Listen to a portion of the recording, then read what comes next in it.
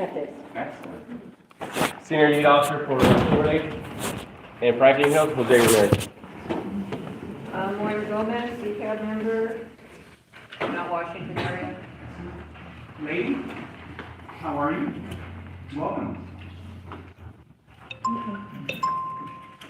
You are? For me? Yes, ma'am. Oh, hi, I'm just here to observe. I'm sorry, I thought you were talking to them. I'm Alden LA, I go by. I'm just here to review and check out your CPAB. Thank you for coming. We're Oh, welcome. thank you so much, I appreciate it. Hi, yes, hello, good evening. My name is Henry. I actually come to you from the great state of New York, here to Happy Beat in person, also a peaceful observer. So thank you for having us. Welcome. Hi, I'm Jennifer. I'm with Council District 4 for Los Feliz and Silver Lake. Okay, let's go. Back, please. Officer Antonio Vargas. I am the Senior Lead Officer for the Island Park and the Northern Park of Mount Washington. Gina Paini, Senior Lead Officer for Solano Canyon and Legion Valley. I'm in Gracia, acting senior leader for Area 1, which is Atwater Village, Los Bellies, and Village East. Senior Lead Officer Louis Chang, and handle the Island Park, Solano Park, and also a small area. Hello everyone, I'm Officer Escobedo. I work the Community Relations Office. Hello, Heiner Hernandez, Senior Lead Officer for the Eagle Rock Community. Opportunities, Community Relations Office. Officer Roy Chase, Traffic Liaison Officer for the Northeast area. That's what you've been. I don't wonder where you've been. I was waiting on you to say something. Hiding is right. That's right, tickets is right. Doing the great job.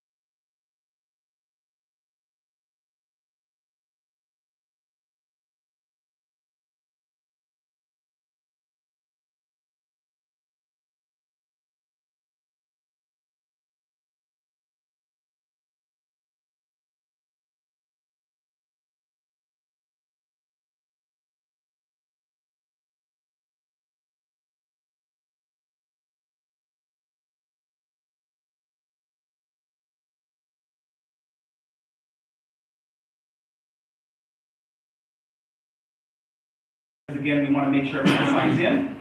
So we're going to start off with board members reviewing the meeting minutes, the draft meeting minutes. Everyone should have received those last week, as I always do. Did anyone not receive them? I did send them out. Everyone did? Okay, so I want to ask the board members to introduce a motion on the draft meeting minutes. Can I get someone to entertain a motion? So moved. Thank you very much, sir. Can I get a second? Thanks, second. Any discussion? So we got a first from Philip, we got a second from Duncan. All in favor? Aye. Nay? None, unanimous. Motion approved. Approved. Thank you so much. Moving on to our next agenda item, which is guest speaker. That's how quick we go through here. So we have you guys here. Did you want to talk to us about DMH and all the fun stuff that's going on? Sure. Yeah, and Dr. Hurley is joining us too. You want to introduce yourself? Dr. Hurley. Hey, I'm Brian Hurley. I'm an addiction psychiatrist. I work for the Department of Public Health. And I'll spot over here.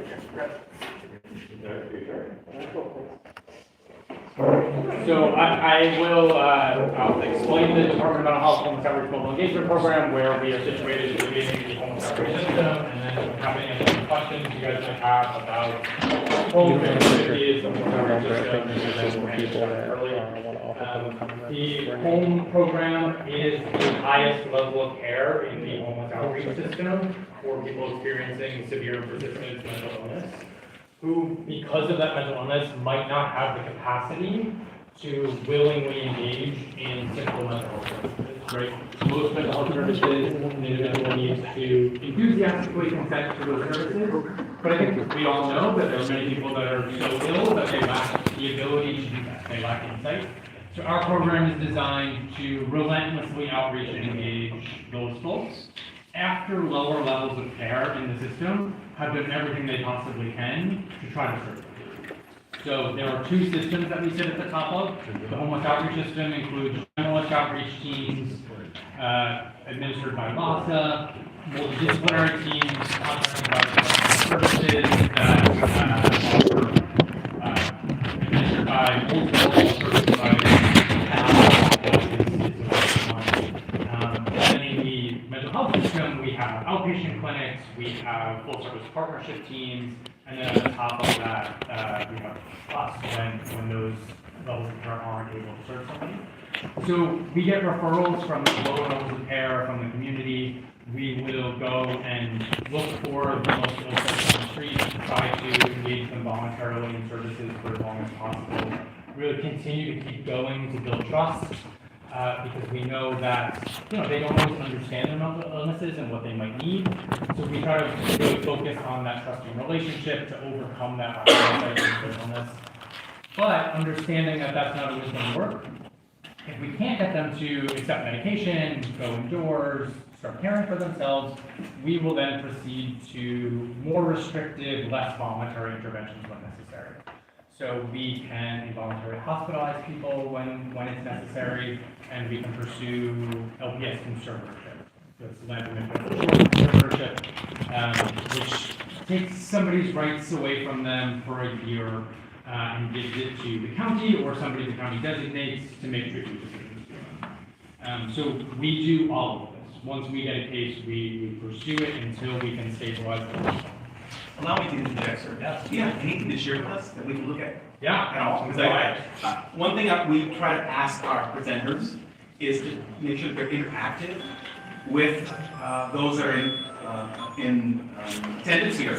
So, I mean, we love to hear the information, but we also want to follow what you're saying. So I think it's important to make sure if there is information, that we have that in front of us. Passing our flyers now. That is a broad overview of our program. Happy to answer any questions anybody might have, but it might make sense for Dr. Hurley to talk about. Sure. I don't have flyers. Would you want to introduce yourself and your contact information? No problem. I'm Brian Rowe. I'm an addiction psychiatrist. I work as the medical director in the Bureau of Substance Abuse Prevention and Control in LA County Department of Public Health. We work with the inmates to provide substance use disorder treatment services to individuals here in LA County. DMH and DPH being part of the behavioral health, right, substance use and mental health services safety net. Many of you have probably heard about a bill called Senate Bill 43.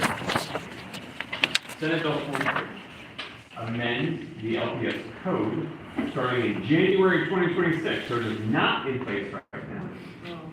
It expands 5150 ability for people who are greatly disabled due to severe mental illness. So also severe substance use, and also expands definitions around an inability to provide for personal safety or necessary medical care. This is not going to be effect for another 14 months, right? So we're not here now. But one of the reasons that I'm bringing this up now is our first responder colleagues, including police officer colleagues that can place LPS. We just want to make sure people know that this sort of bill is going to affect in our county in January 2026. And then we have a plan to support sort of training and technical assistance and development as we move forward. So we work with DMA as we head towards Senate Bill 43.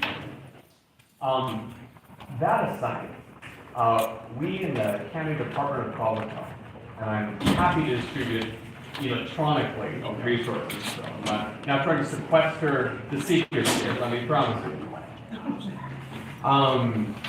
We have an initiative called Reaching the 95%. Most people who use substances here in LA are not in treatment. That's just a reality. But 95% of people who use substances in LA are not in treatment for those substances. So we have an initiative called Reaching the 95%. How do we reach those people who use substances? Who may not be interested in treatment the way it's historically delivered, but how do we lower the threshold for people to get started in treatment, even if they're not ready to stop using entirely? How do we connect people to services and resources? And if people are in treatment, to not exit them so fast. Or if somebody, let's say, is impacted by substance use, stops using and starts using again, but they don't then lose their entire connection with treatment in the first place. If they become, symptomatic of the health condition for which they sought treatment in the first place.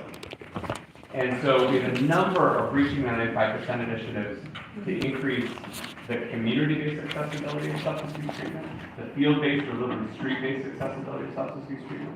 We're expanding something called recovery bridge housing, which is where people have a place where people can live while they're in treatment, and extending the duration of some of our recovery housing efforts to really support community members impacted by substance use to make our services more accessible. I could go on, but I was informed this should be interactive. So I will go ahead and stop talking and look forward to our conversation. Question, let me interrupt. Is someone recording here in this room? Is there a recording going on in this room? Yes. Okay, you have to let us know. First and foremost, and get consent.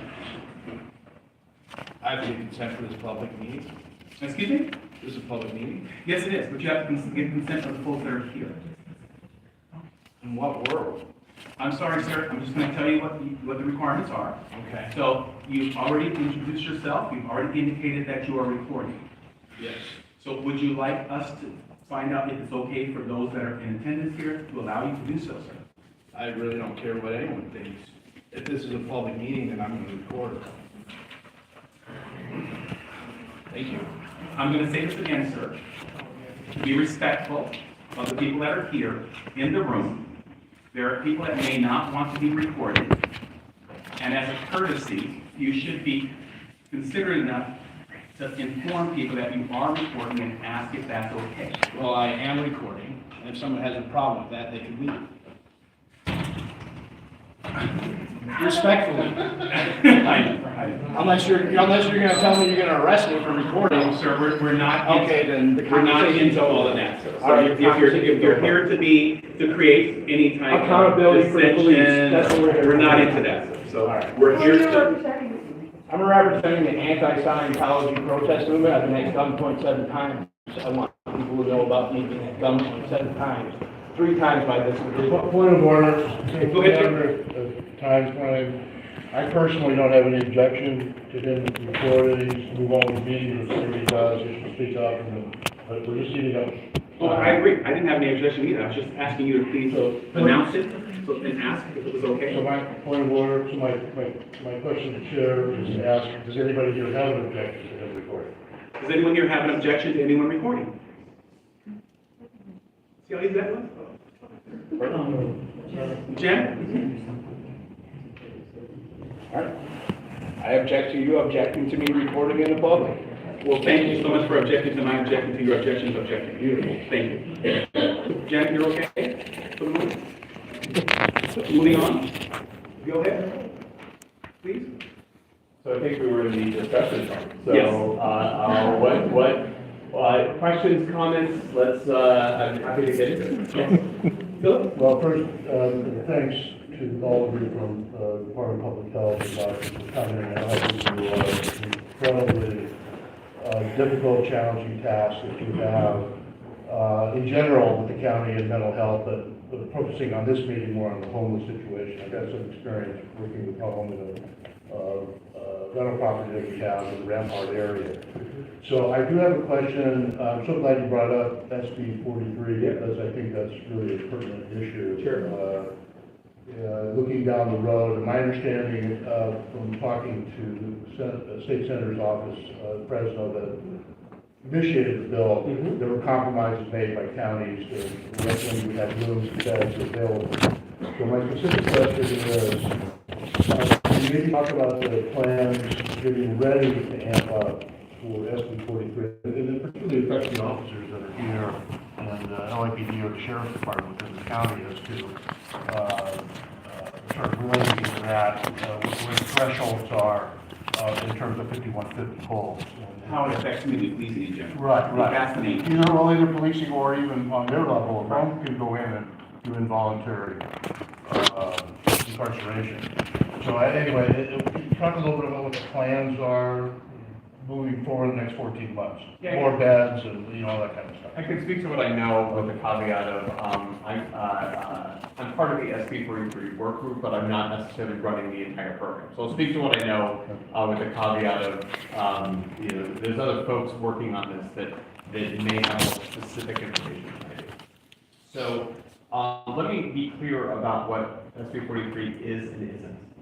I think there's some impression that because the eligibility for an LPS hold will include grave disability due to severe substance use, it will have a bunch of people use substances and we'll just put everybody into an LPS facility and then they won't use substances anymore. And that is not, let me just be very clear, that's not the plan, right? The severity of impairment remains pretty high, you know what I mean? Like simple substance use not causing impairment does not meet 5150 criteria any more than it does. We have a contracted network of substance use treatment programs that by license are all voluntary. Or we have voluntary residentials, voluntary withdrawal management, voluntary outpatient, voluntary. We are currently talking with our contractors to see which of those contractors would be interested in building LPS units, that is locked units within our network. And we know that our contractors have a particular substance use focus that would be helpful, right? I cannot overstate, there's not a lot of our contractors that are up for doing that right now, but we're looking at our contracted network to see what capacity exists of meeting the LPS sort of licensing criteria for involuntary care. I also think from what I know from my colleagues at Department of Health, there's a lot of examination of non-hospital LPS facility capacity because it's frankly more scalable, right, to set up crisis stabilization units in psychiatric health facilities than like traditional inpatient psychiatric units to be able to build out bed capacity.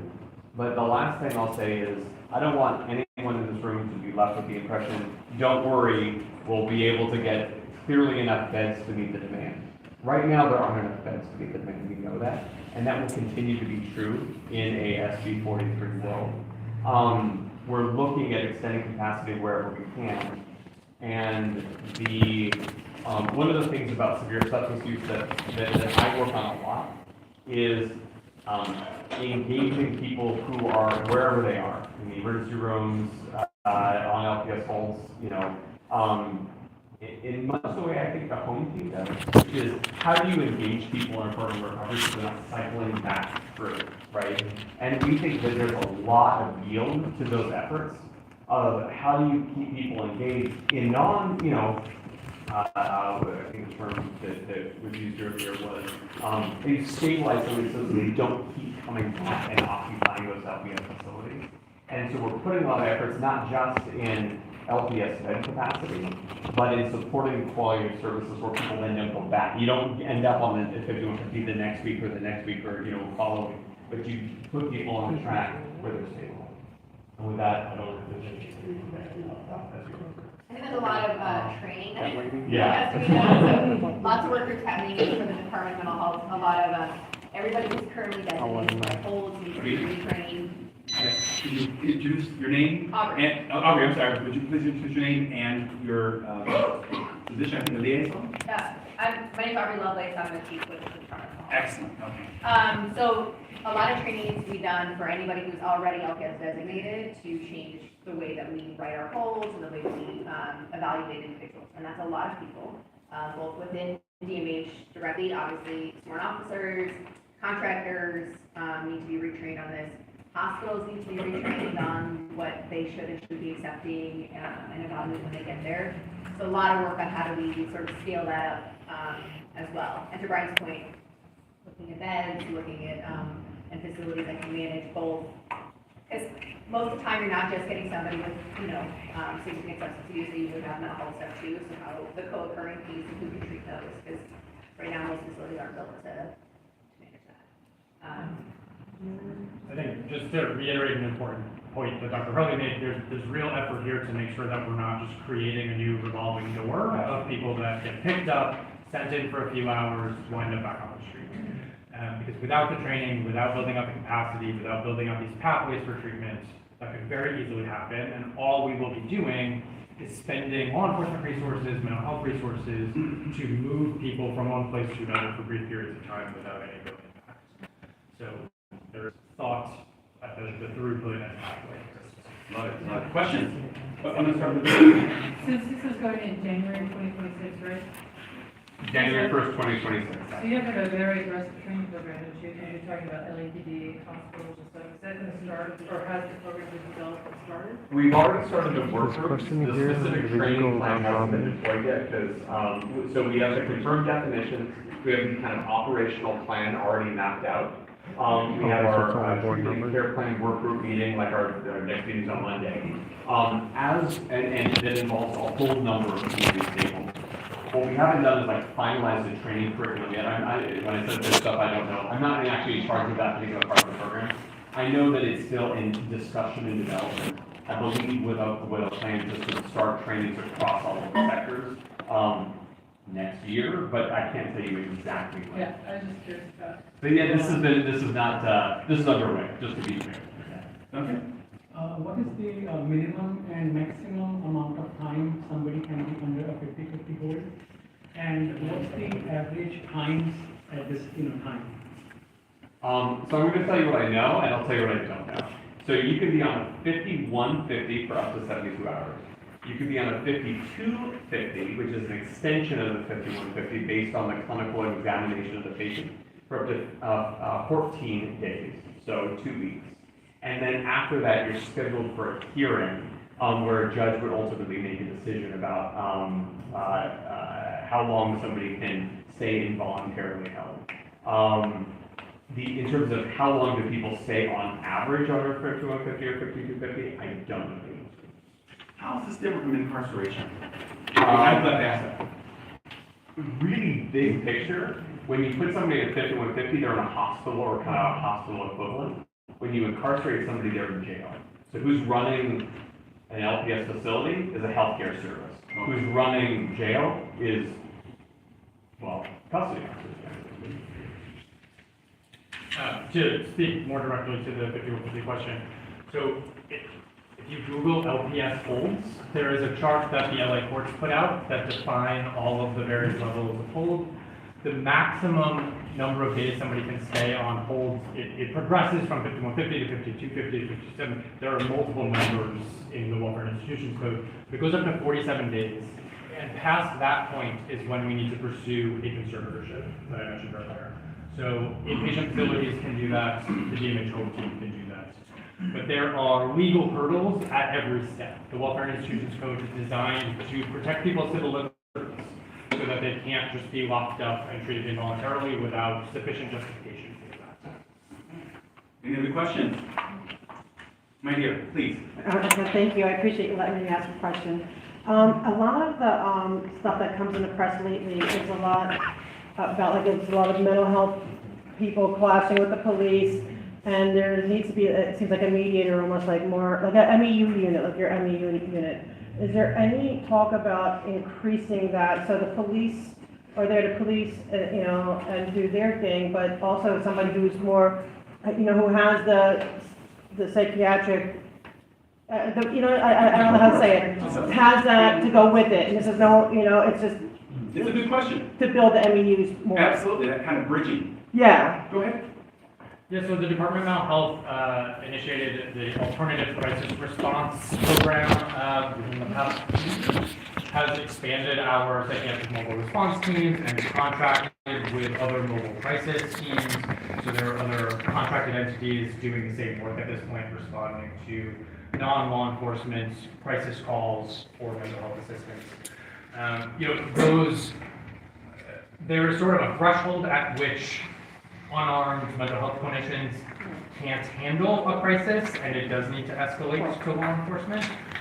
But as the department has increased its ACR capacity, as 988, the National Suicide Hotline has expanded and has integrated into the system, there's more and more capacity for non-law enforcement response to mental health crises. Perfect, thank you. And how does that match, I'm going to go on your line as well. How does that work with the City of Los Angeles Circle program versus the Homeless Outreach Mobile Engagement System? How does that work? Does it work side by side? Is it in addition to? Talk to us about this. All we know that works in the City of Los Angeles is the Circle program. Yeah. So Circle is, I mean, LAPD might be able to answer this better than I. Circle is a 911 diversion program, is my understanding. So calls that would have otherwise gone to law enforcement are diverted by the 911 operators to Circle when they meet certain criteria. Home is not a crisis program. We are a treatment program and work over long periods of time. The Department of Mental Health does have a crisis program. It's the Psychiatric Mobile Response Team. That can be dispatched by calling 988, the National Suicide Hotline. It can also be dispatched by calling DMH directly. We have a 24/7 helpline, which is not on our flyer here because we are not dispatched by it, but if you Google DMH 24-hour line, you'll get it. I'm a big fan of just Googling these things rather than trying to remember them. But there are multiple programs. Circle can call for PMRT when they need it.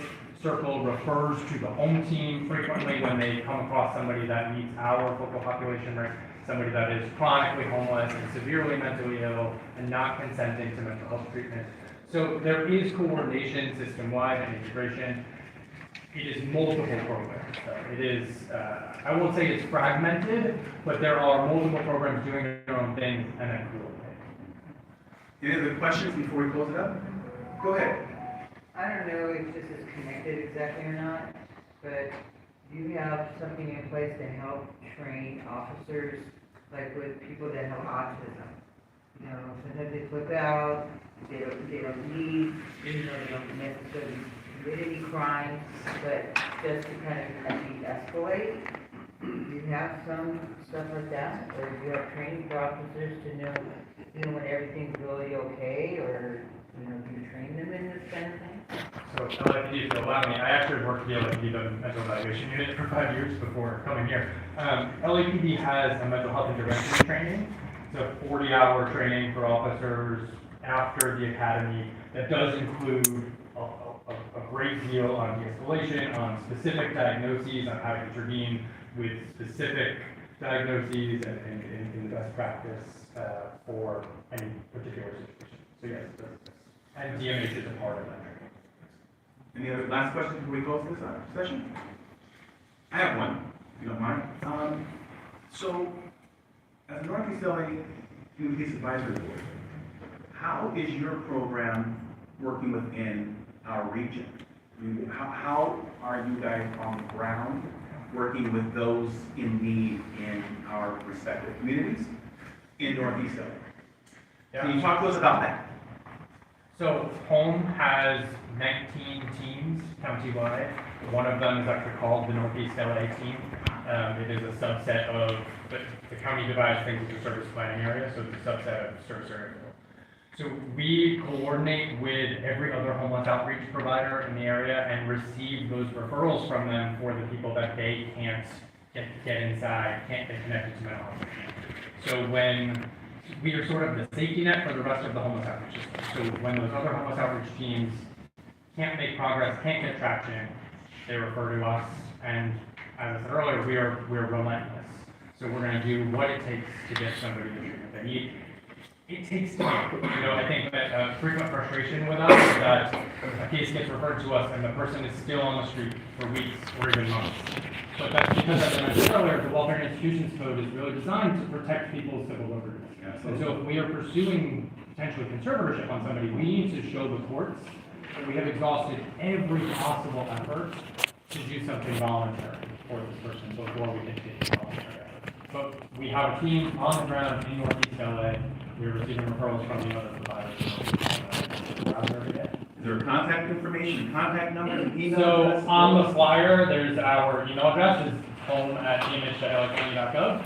You're welcome to shoot us emails for general homeless outreach referrals. The LA Homeless Outreach Portal is your best bet, so that gets triaged and assigned to the most appropriate provider in the system. That's lahop.org, LAHOP.org. But welcome to email us for any information you need. Go ahead, Philip, one last. Yeah, one. Just to backtrack a little bit on the initial 51, if take someone in on 5150, whether it's the LAPD or sheriff's or even a home unit, whatever, PMRT, when they go in, on that 72, is it a psychiatrist immediately does the evaluation on that first 72 hours? So in the community, no. It is a clinician of some stripe, often a social worker or a mental health clinician or psychologist. Once they get to an inpatient psychiatric health facility, a psych hospital, yes, the psychiatrist evaluates them to determine if they are staying at all, and then determines how long. Is that the first 72 hours? Yes. Okay. It's So generally within the first 10 minutes of the arrival. we're right. No, and you could probably make a pretty quick. I didn't go to medical school, psychiatry. In a few minutes, you can determine. I think pretty quick, but generally speaking. But now after 72 hours, okay, let's determine. You say 14 minutes becomes pretty automatic if it's in your team says another 14 days to evaluate or whatever. You mentioned the judge, the judge. What criteria is it? Do they have a lawyer?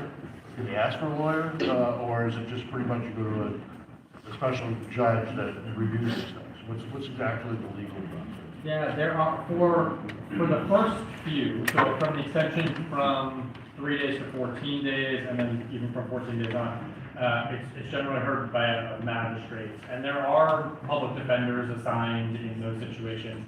When it gets further, and we're talking about the longer term conservatorship, yes, it's in court in front of a judge that specializes in mental health and the Legend of the Short Act. They do have a public defender that they meet with. They get to make them. Are those here in the public?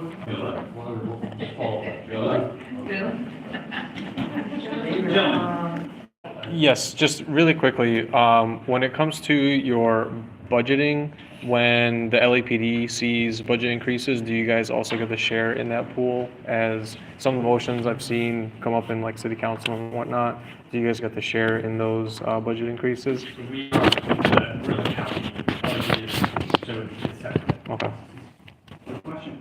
Okay, so folks, if you have any other questions or comments, if you have any inquiries, please contact the number on the back of the flyer, or at least the email on the back of the flyer, home@dmh.lacounty.gov. Okay? That's my appreciation for your time today. Yes, thank you very much for being here and making that presentation here. Do you have any more questions? With regard to the critical time. Okay, so thank you so much.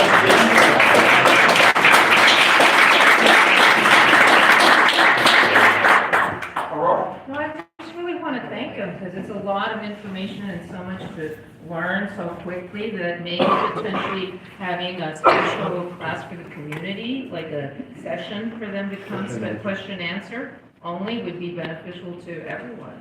I agree. So something to set up in the Northeast in the future. Definitely having more information to look at, that's for sure. Okay, moving on. Folks, we're going to move on to the agenda. We're on item number 4, Senior Officer Crow updates. Go ahead. Hello, I'll start off again. Hi, Hernandez. Thank you guys for being here. I know it's a lot of faces, so welcome to these. So I'm the senior lead officer for the Eagle Rock community. So I'll just bring up a few things I did this past few weeks, this month actually. We just had a conference with COP yesterday at the target store at the Eagle Rock Plaza. They're very pro-police. They actually are having a lot of theft-related crimes. So we set up a coffee with them yesterday. There's a Starbucks inside of the store, and it was a great outcome. We've had several neighborhood watching the entire month as well. I'm planning a few other ones for the month of November, especially in December. A lot of people are going to be out. Talk to the neighbors and make sure that if they do go out of town, just to keep in contact with all the neighbors, do a neighborhood watch, just to advise them of things to do so they don't become victims of crimes. Other than that, we're going to elementary schools to do safety valet as well. Right now, there's a lot of pedestrian traffic, a lot of vehicular traffic, so we're gonna do safety valets with the elementary schools to make sure and educate people what to do and make them drive safer around the elementary schools. That is my update. Thank you very much. Any questions for Henry? Thank you very much, sir. Senior Lead Officer Lloyd Chang, Highland Park area, Confronting and San Pasqual. One of our recent cleanup with Council District 14, we were able to house a Vietnam veteran who has refused housing for the last 3 years. But finally, he took up housing and he's being housed at the Eagle Rock Tiny Home. And we have 2 new unhoused people living in cabin along the York Boulevard Bridge over there, just east of San Pasqual. They have currently reduced housing and any type of services, but we're going to continue to keep working with them and hopefully they take up housing as winter's coming up, rain, cold weather, and so they could be on the waiting list and get inside the house as quickly as possible. Attended on Tuesday a brand new neighborhood lunch group opening Eagle Rock on Old Grove, and we're going to try to have every quarterly, every 3 months or so, have a meeting over there. And that's it. Thank you, sir. Thank you, Lloyd. Any questions for Lloyd? James?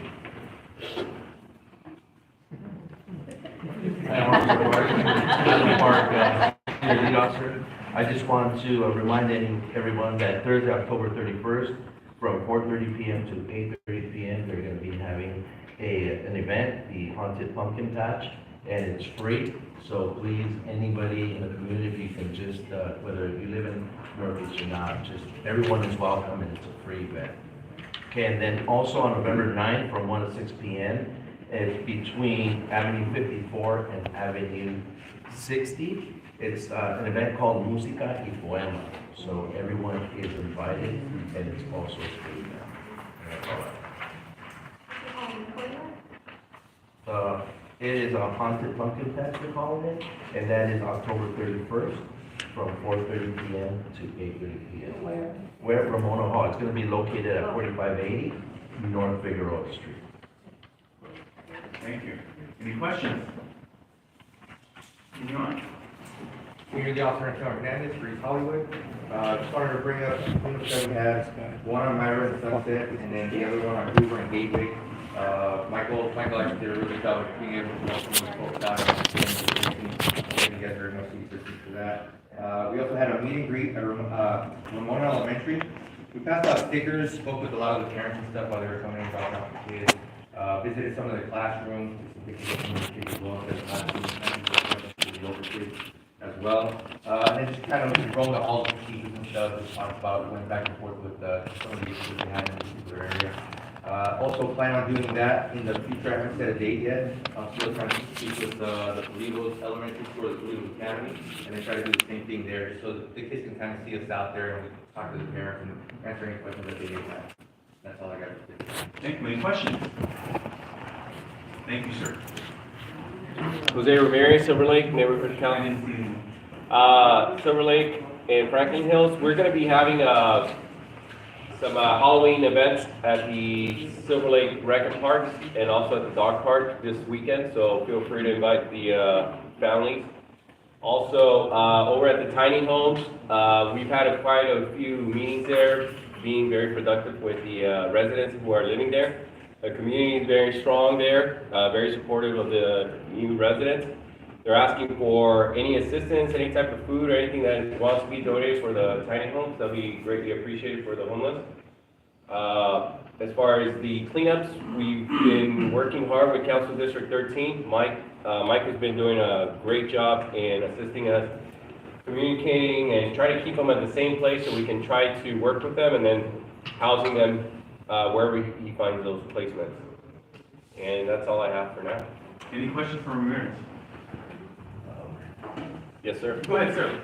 Hi. I was wondering if you could give me an update on the sort of 3 issues. One was something, basically some of the exposure problems around the reservoir, and then the hot crowd burglaries, and then also some graffiti around the reservoir that we discussed.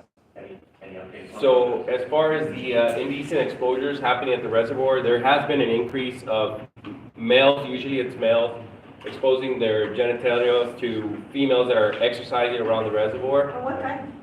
It's throughout the whole day. There's no specific time.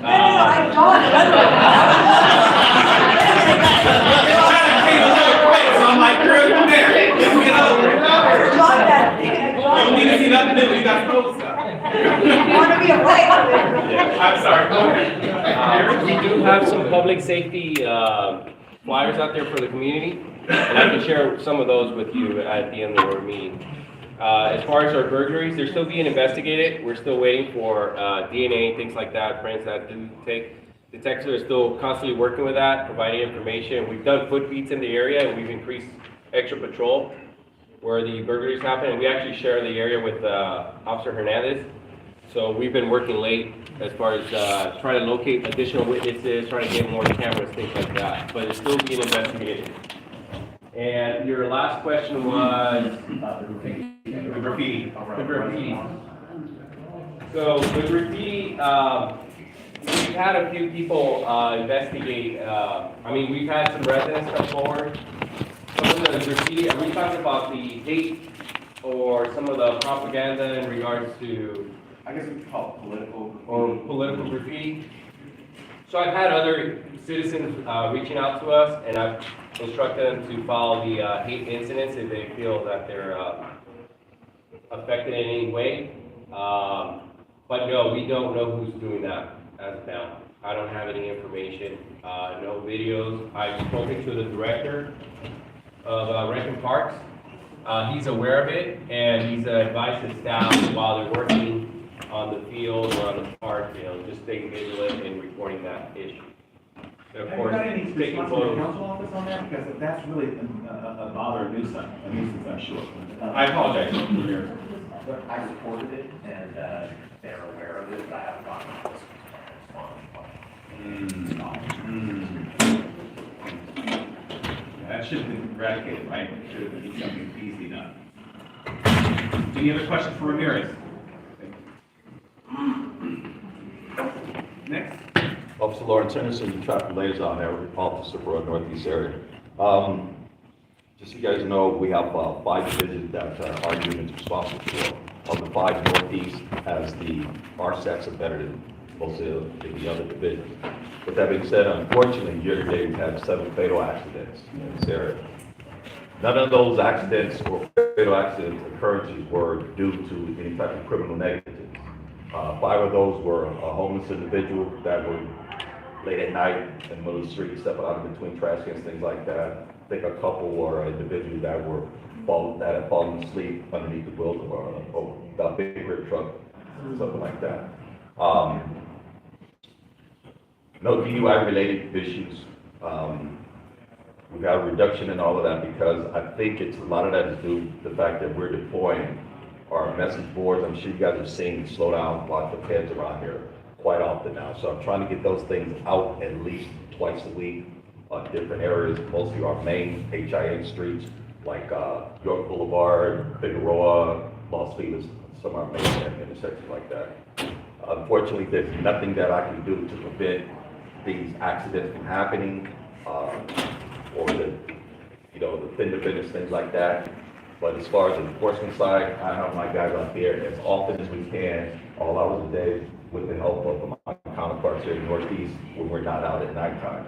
So we're doing everything we can, and most of what you guys are asking of us to try to make sure we reduce this thing. With that being said, in closing, the most important thing you guys can do is watch out for yourself. You know these people out there, so take that extra minute or that extra second, and that's all it takes, is an extra second, just to make sure it's completely clear. Just to make sure it's completely clear. When you're walking out there, don't assume that it's just safe. Take those earphones out, look around. I always like to say, expect something to happen. If you expect something to happen, you can pretty much prepare for it, and we'll be on our way. And spread that word to your kids, your grandkids, and your neighbors, and also that helps a quite deal. Good. Dennis. How's the traffic calming on Hollywood doing? Traffic calming on Hollywood? I mean, are they now like, we're Franklin and Sunset, where everybody's diverted to now, or what's going on at our end of it? Well, the thing about traffic calming is, just picture water. Water seeks to pass the least resistance. So when you take this amount of traffic, these lanes, and you reduce it, well, guess what? Now it's backing up. And people try to divert through the neighborhoods. They follow ways and things like that. So traffic calming works for calming that stretch of highway, but at that opening and that funnel where all that traffic and water normally comes in, now it's narrow, so it's flooding over in the outskirts, okay? So with that being said, it's coming through your neighborhood. Be careful when you walk your dogs because it's traffic. And there's absolutely nothing that the city can do about the amount of traffic flow. We go out there and give you guys aggressive, effective enforcement. We do education, engineering. I'm out there quite a bit with the Department of Engineers to try to figure out what intersections need to be rephased, if there's any obstructions, any trees blocking stop signs, if there's a ladder striking that needs to be repainted in this road. I'm sure you guys, it's getting done. It's getting done. So just be extra careful. I just have a question. Sir. What's your next traffic mitigation area? What areas are you planning on staying at and taking all of us? Well, there's no particular area there's no particular, this is addressed to you, brother, as you know, there's no particular area that I stay in. I give effective aggressive enforcement to the entire area, so I go wherever I belong. So with that being said, wherever you need me, reach out, and I'll get myself out there, and my officers come out there. I have a list of what's called traffic complaint location. If you make a call to me, I can guarantee you that I will be out there. I'm not gonna tell you when, it's the element of surprise. That's the word. That being said, be careful, because if I see you're doing it wrong, I'm gonna bring it to your attention and start pointing it out.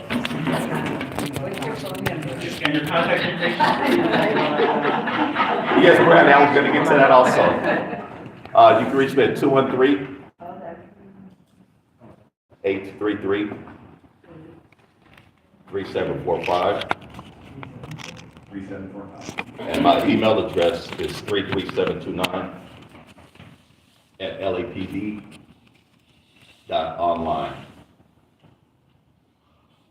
And if I'm not available, just reach Bradley. 1-800-LITTLE. Thank you, Anderson. Much appreciated. Next. Hi guys, Officer Reyes. Well, I had a lot of stuff going on. On Tuesday, we had, I attended the Tierra Day of the Dead Festival at 570 West Avenue 26, the LA River Center, and it was a lot of fun. A lot of kids got to go out and hang out and have candy and things like that. I was going to ask if anyone has any extra children's clothes or women's clothes. I have some homeless people in my area, a small kid, you know, I'll go out and buy clothes for him and shoes for this little boy, you know, out of my pocket. And a couple of other officers who have donated clothes. We work very close with the homeless people. They really get to know us, and a lot of them trust us. So I think it's a good way for us to connect with the community. You know, when I handed the kid his little baby shoes, he just was very excited. It's a good thing. It's a positive thing. So write down my serial number, 33184 at LAPD.online, 33184 at LAPD.online. If you guys have any donated clothes for a little kid and for a lady, for a woman, just send me an email and I'll pick it up and hand it to you. Also, been working on removing gang graffiti on Drew Street. I'll spend an hour there watching the city painters from the LA beautification team. Because sometimes the gang members harass the city workers, the painters, because they're removing the gang graffiti.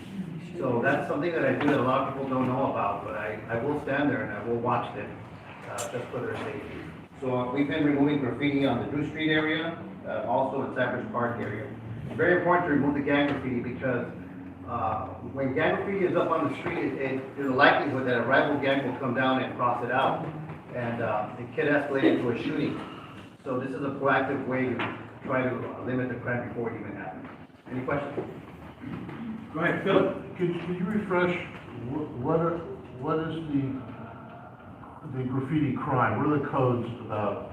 And what's the extent that you can arrest and prosecute some of these kids that are either doing yard graffiti or doing gang graffiti? Well, that depends on, you know, if gang graffiti or the extent of the damage of the graffiti. So my concern is that it's gang graffiti. When it has a 13 there, the 13th letter represents the M for the Mexican Mafia. It means that the tax money that's collected in the street is going to the criminal enterprise in the prisons. So we want to remove that, the gang graffiti, that's just it. We made arrests on that, but that's up to the city attorney or district attorney to follow. Sir, it's under the 594 California Penal Code section, so that's given us something to damage community nuisance. Like property damage. $100 is the limit for technically a felony filing. You don't usually get those felony filings from Confronting. You're not looking at any jail time for these offenses, so you use the community service. Any other questions for Louis? Go ahead, Ms. Megan. What can we do, now I have the number of the people that live at Eagle Rock, Mount Avenue, block, from the RV. It's a Filipino family, and they're all related, and they're tired of their RV, they're having their house. And they're not, I know you guys move some, but those are not moved. We can try outreach for them, we'll notify the corresponding city district for the area. For example, I just did that today, contacted Alasa, gave them the information, gave them the phone number, and they got contact, gave them the housing. Because there's a long list for housing. We try to work with the homeless, we're trying our best. As far as any vehicle violations, you can also notify DOT, Department of Transportation, and see what they can do from there. Thank you. Okay, thank you very much, sir. Hi, everybody. Gina Paedi, Echo Park Salon, okay, and Alicia Valley. For me, busy week. As you very well know, the Dodgers have moved on to the World Series. So, yeah, so yours truly, along with LAPD, has been very busy on a lot of the strategy, traffic, etc., and so on. So we've been really, really busy. It's going to be interesting what this weekend and weekends bring about. On October the 12th, we had a really, really good mass shooter seminar, work with our clergy council, very well attended by the public, very well attended by our CPAB members, and I appreciate you for being there. Duncan, thank you very much for your help on that. It was wonderful. They brought some really good detectives from Major Crimes Division, and it was a super, super training for everyone. And that's all I have. Thank you. Thank you. Any questions for her?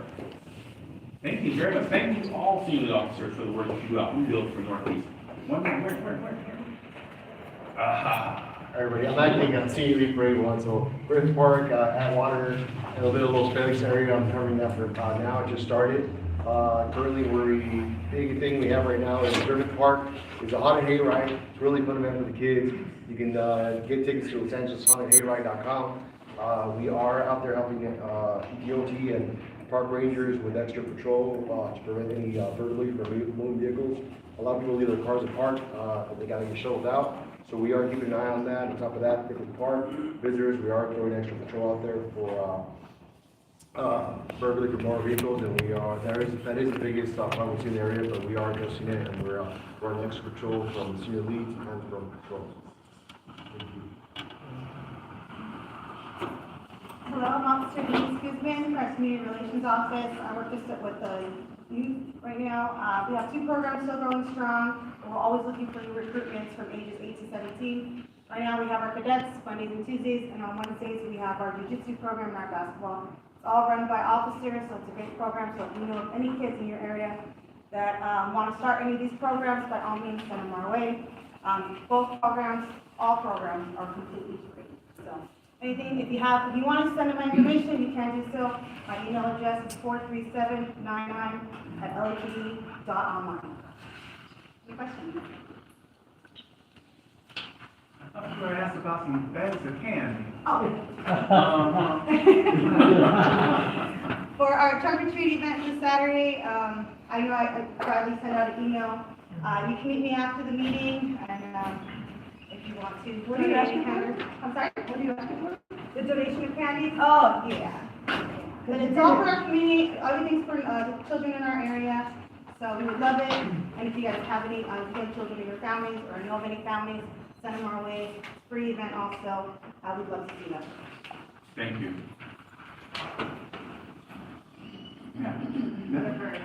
She's a me. Ditto. Grab the hands, ditto. Grab the hands. That is me. Ditto for. Anyone else? No, we're just continuing our foot beats, Sunset Boulevard, just for the World Series. And also what the schools have been doing, we're going in our neighborhoods and we're trying to find families. We're taking address for people that need, for Thanksgiving or for Christmas. We're picking families out there. So just to get them, get the bikes, get them ready for the toy giveaway. So that's what we're doing. We're focusing already on Christmas, Christmas period, holidays, but the last 2 weeks have just been hectic with the Dodger Stadium, just conducting, talking to all the bar owners, talking to the restaurant owners, talking to the residents, just reminding them traffic's gonna be horrible, especially Friday with the Laker game, the USC game. That's it for us. Yes, sir. Yeah, I got a question. I'm not sure you said Sunset. I've had a recurring problem, and I truthfully fear for my life. On Sunset, right off of Sunset, I've been at gunpoint 4 times by Northeast Division at the Scientology building. I've filed numerous reports. There's been over hundreds of false police calls. The helicopter has been deployed numerous times. I'm concerned about, I'm concerned about my safety. I've had shotguns pointed at my head. And I've made complaints to Officer Gomez here, and she never got back to me about those swatting calls. And I'm concerned with her being so tight with Janet here with the Church of Scientology. Janet's a member of the Church of Scientology. I'm wondering if there's an investigation into these swattings, because truthfully, I do fear for my life, and I don't want to die. And I really respect the police officers, and I'm having a real hard time respecting the police officers when I'm at gunpoint. I don't know if you've been at gunpoint and had little lasers on your head and everything. It's quite a scary situation. So is there any type of investigation going on? I don't know if Gomez wants, she said that she was going to take the lead on that, but since you said you're on the Sunset Patrol, what kind of safeguards are there for me? Okay, what I meant by Sunset was Dodger Stadium, by Sunset by Echo Park. But Okay. Don't answer your question, sir. All right, thank you. So, sir, yes, there is an investigation in that, and we have one primary suspect identified, and that's being presented shortly to the district attorney's office for multiple filings. Luckily, that suspect's phone is in custody, and it provides sufficient evidence for filing, so we should close that shortly. Okay, thank you. Thanks for the question. Yeah, thank you. I kind of have a question in connection with that, because I'm concerned about the non-violent protesters that protest at the Scientology building. Because those non-violent protesters get harassed, get LAPD called for no reason, and that should stop. Because non-violent protesters that protest a religious organization, they should not be bothered. They're not doing anything wrong. Just like me, I protested divine favor for their noise, and I've been harassed, called names, crimes against me. They put me in court twice at church. Susan, keep it to the, Okay. you know how I am. Okay, all right, no, it's fine. But, just get back to the point, is that non-violent protesters should not be harassed. They should be left alone. Thank you. Thank you for your First comment. Amendment. Thank you for your comment, sir, and also thank you for your comment as well. Thank you.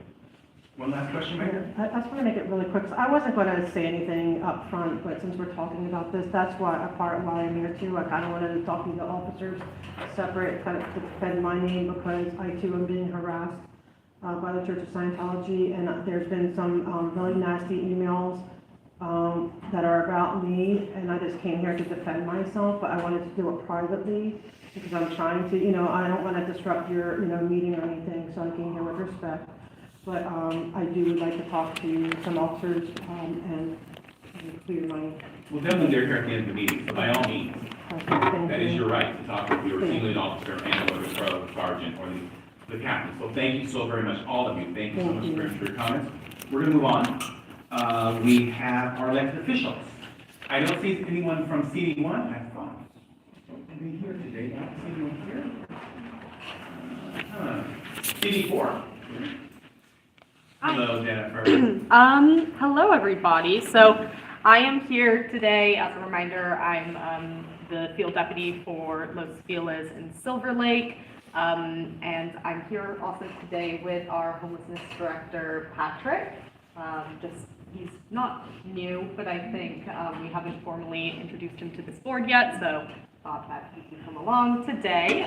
But I am the only one with updates today. So yeah, first and foremost, we have introduced a motion a while back to put speed tables on Hyperion. So we allocated funding for those speed tables and that speed mitigation. DOT has conducted their investigation to see where the speed tables will be best. So I can't give that information right now because those locations haven't been formalized, and I don't want to misrepresent where those will be, but as soon as we're ready for installation there, I will go ahead and let folks know.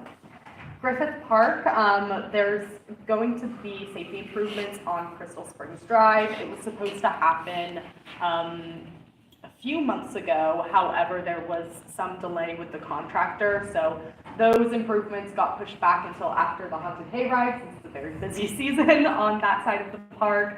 But to give folks a rough idea of what it's going to look like, they are reducing both sides of Crystal Springs Drive to one lane for that speed mitigation and to allow for a better protected bike lane, more pedestrian access, just overall better access for not car users. So we're really excited about that, and like I said, we're hoping that construction is going to happen towards the end of this year, but once we have a more formalized date, our comms team and social media will be presenting that, and then also RAPS will be bringing that out. So keep an eye out on that, and if you haven't signed up for our newsletter, it's on our website, and that's where you can get information about when things are going to be installed. Hollywood Vision Zero, heard a question about it earlier. So yeah, those improvements have been put in on Hollywood Boulevard. DOT is consistently taking feedback, so if you have feedback for the department, please send it over to me and I'll send it over directly to our liaisons there. They are also going to be doing a one-year review, 1 year after it's been installed, and to see, what's working, what's not working, what can be improved. So that is in the works for 1 year, but we're also working with DOT for more immediate things. For example, we've been working very closely with a few business owners by Hollywood and Rodney because there's been some concerns with food pickup and blocking of a driveway there. So DOT is very open to making adjustments before that 1 year. We're not going to have to wait the whole year for, case-by-case things. Talking about food pickup, we have been in contact with Uber directly about issues on Hollywood Boulevard and blocking the bike lane and the lanes, as well as speeding within Griffith Park. We've been hearing a lot of complaints about speeding in Griffith Park, especially as it pertains to Greek concerts. So the Rangers have been deployed and have been pulling folks over within the park, giving them warnings and campsite if they are able to. So that is on our radar, but if you have specific areas of concern that you've seen, please be sure to flag them to us. Right now, the Rangers are doing it throughout, but if there's an area that you think they need to be paying more attention to, I would be happy to escalate that to Sergeant Ranger Sean Kleckner. Thank you, Jennifer. Could you give your contact information so if anyone has any further questions? Yes. Jennifer.Hull, Hull, @lacity.org, and then my direct number is 213-645-7721, and I also have cards if anyone wants those. So. Thank you very much. Yeah. Did you, sir, want to mention anything about homeless issues? I have no announcements, but again, just to introduce myself, Patrick Siggins, Director of Homelessness Services with City 4. There's plenty of familiar faces here. I deal with any kind of homelessness-related issues that intersect in our district, whether it be encampments, outreach teams, interim housing, and any kind of throughput that's going through that. homelessness system. I am having a monthly check-in with the flows. We're in both, the Valley area and Hollywood Los Feliz area, so it's divided into 2 meetings, but if you cover that area and you're not already attending that meeting or don't have the invite, reach out to me. I have to have that. And that meeting happens once a month virtually, just between LAPD and the district, to talk about homelessness-related issues. So. And your contact information? Patrick.Siggins, that's Siggins, @lacity.org. And my cell is 213-645-7309.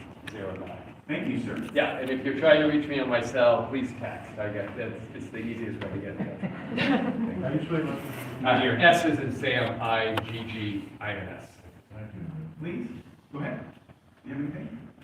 Sorry about me, C13? All right, let's do it. Gotta wake me up, it's a little late. As I said, my name is Kylie Jansen. I am the homelessness deputy for Council District 13. I'm filling in from Mike.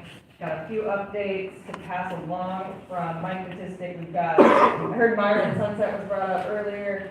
So we had that last meeting on Wednesday, and so everyone right now is on the east side of the street, or at least just so we can create that safe passage for kids walking to school there.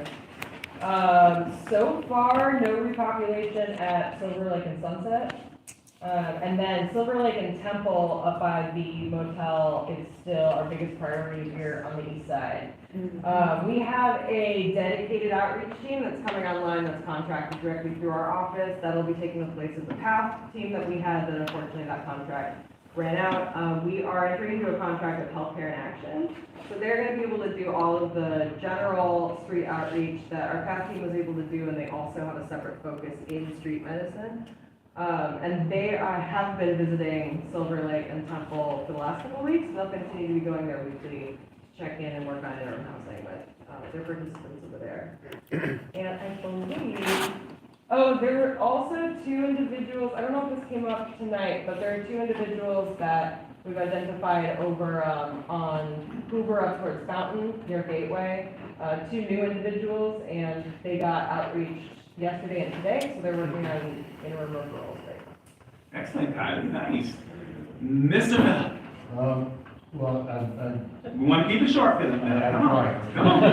Come on. I'm glad to hear that the words priority at Temple and Silver Lake Boulevard, because that encampment was like just horrible.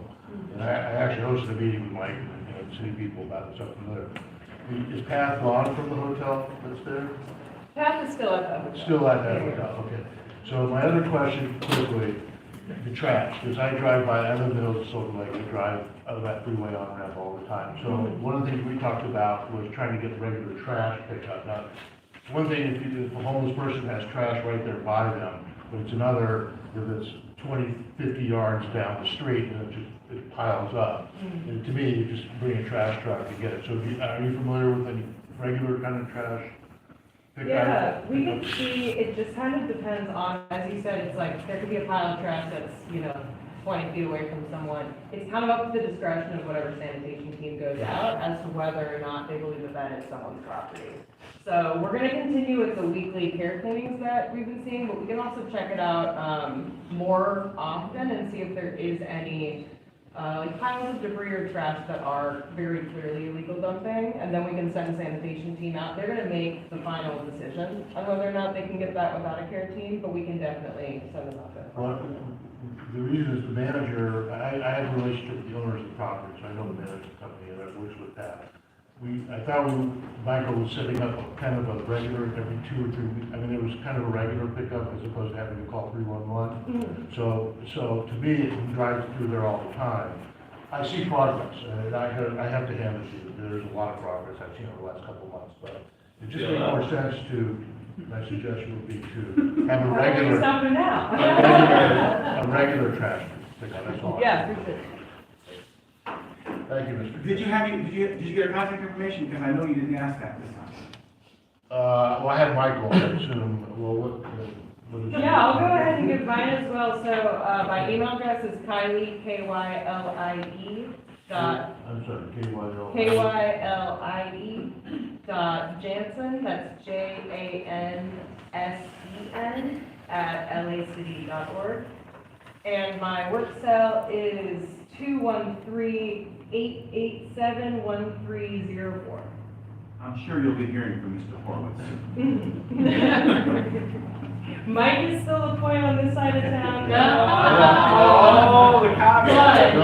Don't worry, I have my cell too. You don't put me on speed dial. Thank you so much, guys. Anyone else in the elected official offices? Yes, Maria, the right one. Yes, my name is Corrado Terrazas Cross, I'm Senator Maria Elena Terrazas' office. In September, we led the effort for successful cleanup. I want to thank Liz, she was a very important part of that. We had about over 100 volunteers. We had in the area around Echo Park, Sunset, in the community, not the lake, but the community. And we picked up about 50 bags of trash. It was a great success. Also, the senator's bills, she introduced about 17 bills, 7 actually got signed by the governor. I have a list back there, so I'm gonna look and see which bills that were signed to law. If you want to reach me, I have cards here. We're gonna be having an Earth Fest again next April. My email is corrado.terrazascross@sca.ca.gov. Thank you, sir. Thank you very much for being here. Any questions for the senator's representative before we move on to policing reports? All right, folks, we're gonna do this quickly. We got our captain here to give us crime reports. So the general crime update for Northeast and the basis matter. And unfortunately, we did suffer our 5th homicide year on Tuesday evening. That person was discovered in the 2000 block of Trio Road. He's a resident of Holland. The cause of death is considered homicide, however, the location of the actual death is unknown at this time.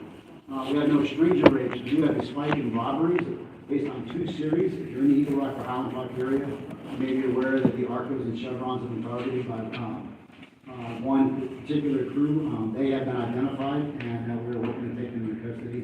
If you're in the Echo Park area, we have a spike in Echo Park gang activity with 4 robberies over there. Those suspects have all been identified as well. We are down in ags, 32%.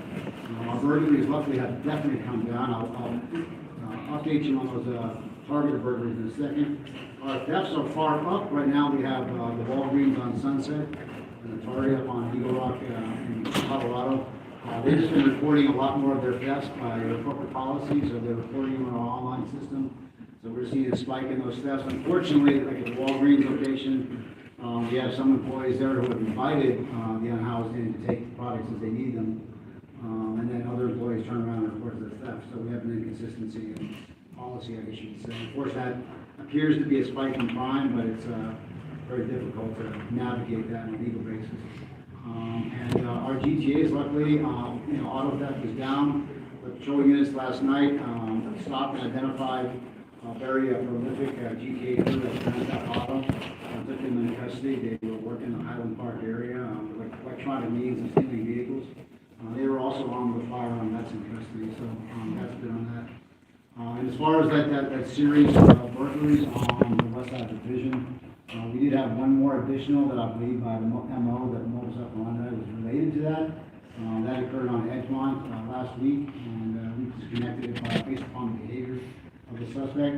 Luckily, after that incident, we do believe we have viable DNA for the first time out of all those incidents. And that's over at the crime lab, and it's delayed right now being analyzed. As you may have known from the prior updates, unfortunately, this individual is not in any known database. That means they have not been previously arrested. We do have their fingerprints, however, we're still working on identifying just because of that. He has not seriously injured anyone. He does enter residences while people are armed. He has not made any serious harm to any of the residents so far. So hopefully we'll get him in custody before we have that problem. Excellent. Any questions for the captain? Sir, please. I just wanted to follow up on the crime report and ask whether you have tasked any of your officers to take a look at some of the violent and indecent exposure offenses towards some of the Scientology critics. A lot of the reporting I've done, one particular event in particular is around May the 5th, 2024, where one of your officers on live camera responded to a indecent exposure event. And this individual that committed the crime was actually tracked to be an affiliate of Scientology. Their possessions and their full name was associated directly with Scientology. Your own officers, and I have their serial number as well as the footage, found no wrongdoing was committed despite being shown evidence. And in addition, there's been other swattings within the Northeast. In addition to the gentleman behind me, I too have been held at gunpoint. I too fear for my life, and I too have had very serious violent threats made towards my family, towards my pets. And the reason why I came here is to bring awareness to you. I mean you no harm. I'm maybe 160 pounds soaking wet, and frankly, I'm terrified for my life, and I haven't seen any of this in the news. I've spoken with several of your officers, and I'm just at this point frustrated and very much disappointed. Sir, I have only one Part 1 violent crime reported by anyone in that area. I know that one person was a protester. Do you know the victim of that, please? So the one child in particular who was a victim of the indecent exposure, his name is known. He's also, correct, yep. His name is also involved in a separate RO case, which I'm sure you very likely know who has been stalking him. I don't, but I know the violator's name, and I can provide that to you. So it is a gentleman named Anthony Diamato Jr., and for some reason, in all the reporting I've done, the city attorney's office, despite your PD sharing all of the constant violations of the Klutz RO, city attorney's office seems to be dragging their feet on issuing the arrest warrant, despite swattings on the child's house, personal and private residence. And this is related to Scientology? Yes, 100%. Please, Thank you, sir. Definitely, let's talk after the meeting. The officers and the captain will be here. You just want to introduce this gentleman to the right, sir? Yeah, so, soon to be, I can introduce myself, thank you. My name is James Milanakis. I'm a newly appointed commanding officer of the Patrol Division here in Northeast Division. This is my first week. I recently arrived from our department's Robbery Homicide Division. I'm very fortunate to be here, and I'm very impressed by this meeting. It's always great to see when the community comes together and takes a strong interest in the place they live and the activity there. So I thank you for that. I thank you for your time, and I'm also very fortunate to have some great partners here that are showing me the ropes. Thank you so much for introduction. Go ahead, Ron. I don't know if you want to just to give an example of the kind of service that we can do our office.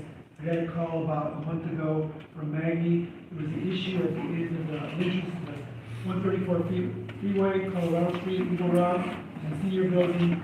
All that area, the whole hill was full of brush and debris. The seniors were afraid that it was going to catch fire at the building. At the Caltrans, we came out and did about 30 residents, and within 5 days, they came with crews and cleaned it all up. So that's, if you have that issue in your areas where it's a state highway, I think there's a little help that you're always very responsible. Well, you guys have always been responsible. I mean, I'll be honest about it. So whenever I ask for something, you take care of it. Okay. Thank you. One last comment before we move on? And the seniors were very grateful that they actually had a potluck for themselves. Appreciation, it's nice. Okay, so folks, it is now 7:24, our meeting ends at 7:30. So I'm going to ask the CPAB members not to comment and allow guests to comment. And I'm going to ask if the Pro Office can provide us with any upcoming dates of events for the end of October and November, December, kind of briefly.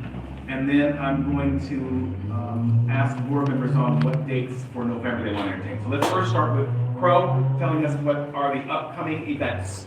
Horace Bradley, Officer Guzman again, guys. So our upcoming events, like I mentioned before, this Saturday we have our trunk or treat. It's going to be from 11 to 2. And then in December, we're going to have December 7th, mark your calendars, it's our toy giveaway. Where we give away toys to our local kids in need or from families, help them out there. It's going to be from 9 to 12. If you have anybody in your community that is in need, tell them to come register here at the front desk. They can write down their name, their address, and what kind, how many kids they have. They can come that day, and they'll each receive a toy. So it's a great cause. The ages are 0 to 13 on that day for the toy giveaway. So please, send them our way. If they have any information, give them my email. I'll be glad to talk to them or email them back with further information for that. But December 7th, mark that date, our annual toy giveaway. And your contact information, please? Yes, 437-99@lapd.online. Officer Tuesday. Any questions? Do you have suggestions of what type of toys to donate? We're looking for the ages of 0 to 13, so anything that ranges, a lot of times when you go shopping, those toys do have like an age marked on the toy. They'll say from up to 6 plus or 5 plus, so they'll say that right there. But any toys from 0 to 13, we'd be glad to have. And if you have any questions about a toy, by all means, email me and I'll get back to you on that. Thank you very much. Oh, thank you guys. And I'm going to entertain CPAB members and only CPAB members. So we show that our next agenda is shows that Thursday, November 21st. However, our meeting schedule shows November 14th. So we have a contradiction here. So do we meet on the 14th or the 21st? I believe Thanksgiving is the following week. So I believe we should stick to the 21st, but again, I have to ask CPAC members what their thoughts are. So I'm going to ask to entertain a vote from CPAC members on November the 14th. All in favor of November 14th, hands up. 1, 2, 3. CPAC member girl, put your hand in. Well, 1, 2. I always have. Sorry, 3. 1, 2, 3. You got 3? Okay. And how about for November 21st? Can I get hands up? Let's do a count. 1, 2, 3, 4. 5. Okay, 5. There you I know. So we got 5 to 3. The 21st one's up. So thank you so very much. So moving on to the last agenda item, which is comments from guests. I'm asking CPAB members to hold out for a change. Comments from guests on non-agenda items. Please, go ahead. Your name and please, and your community. Right. My name is Cameron Flanagan. For those of you who have not seen this flyer yet, there is a group called Save LA that is hosting an event for the district attorney candidate, Nathan Hoffman. It's going to be this Saturday. Sorry for the late notice. I've been pretty busy flyering and talking to lots of people, but this is the first that I know about it. So it's going to be on Saturday at our Mother of Good Counsel on Vermont Avenue in the multi-purpose auditorium. So all are welcome. Basically, it's going to be Nathan Hoffman talking about his platform. I know many people have voted, but it's never too late to get to know who your potential new district attorney will be. So I have flyers if anybody's interested. What was the time? I'm sorry. It's at 3, sorry, I didn't say that. It's at 3 o'clock until 5 o'clock. Thank you. That'll be posted on his website though, too, right? What's that? That event will be on the website? Yes. Event, yeah. And there's also an RO, different. Anyone else? Cameron, did you have anything else you want to add? Anyone else would like to make a comment or an announcement or request? Go ahead. I just want to thank the officer Reyes for the progress that we've made so far on Washington Street. And obviously, still stuff we're working on, but it's been, most progress I've seen since we started. So, thank you. It's actually all of LAPD, so not just Louis. I know that. Definitely. Anyone else? Go ahead. Susan. The liquor license that people are using on a sidewalk, Oh, okay. Anyone else? Thanks, Kenny. My dear. I just want to know, who can I talk to afterwards? They're going to be here, so they don't. They're listening. Trust me. They may not look like they're listening, but they are. They are. They listen. I didn't listen and listen. They are not going anywhere. I'll No, I'll just tell her, I'll talk to her. Yeah, so definitely Tom. Anyone else before we adjourn? Aurora, did you want to comment on the meeting or? No, I thought it was a great meeting, and picking up pointers for our meeting. And really quickly inviting everyone to Pico Union. We have a very active, I'm on the neighborhood council there, I'm the secretary. And we have a Halloween event at Tilburn Park. And we also have on Normandy Park, we're actually doing movies into one right after the other. And here's my brother who's always helping, so come on down to Pico Union and have some fun with us too. You're our neighbors. Thank you so much for being here. Move for Rampart. All right, sir. Last before we Danny Young, I'm sorry. Hi, Danny. From Solano Canyon. Just a quick note for something within the district area. It's at Dodger Stadium this Sunday. LA Dodgers and LA County, the Register Recorder, having a joint event this Sunday. It's a mobile vote center, so you can vote there with their van or whatever it is, and also you can drop off ballots there. It's from 10 a.m. until 3. Dodger Stadium, it's next to that fire facility there. That's fine. Thank you. On 13, I think, yeah. Thank you very much. All right. Okay, on that note, we're going to adjourn. I need someone to entertain a motion to adjourn. Thank you so much, Mr. Horowitz. Can I get a second? I have a second. Thank you, Duncan. All in favor? Aye. Meeting adjourned. Thanks for being here. Yeah, no, you're good.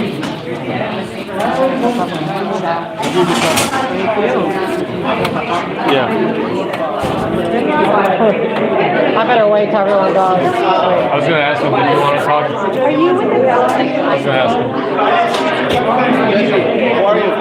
If you're piecing out, you're piecing out? Okay, all right.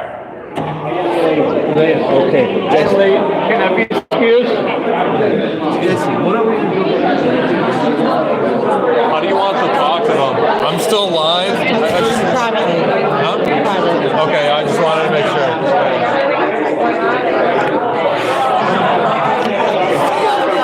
Yeah, no problem.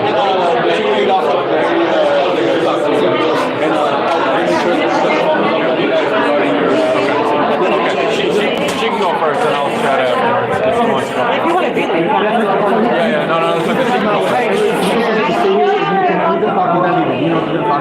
Okay, we can stay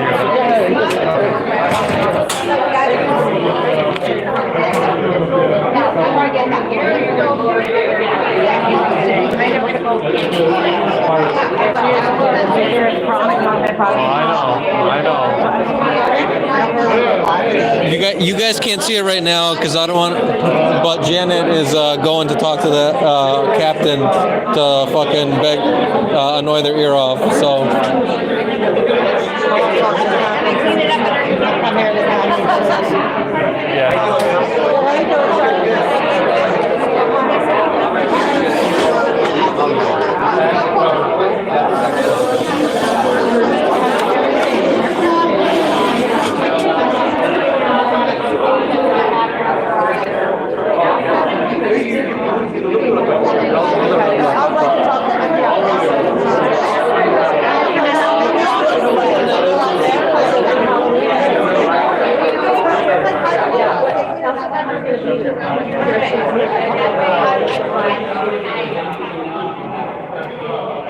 You can go first. I'll hang out here. I'll wait my turn.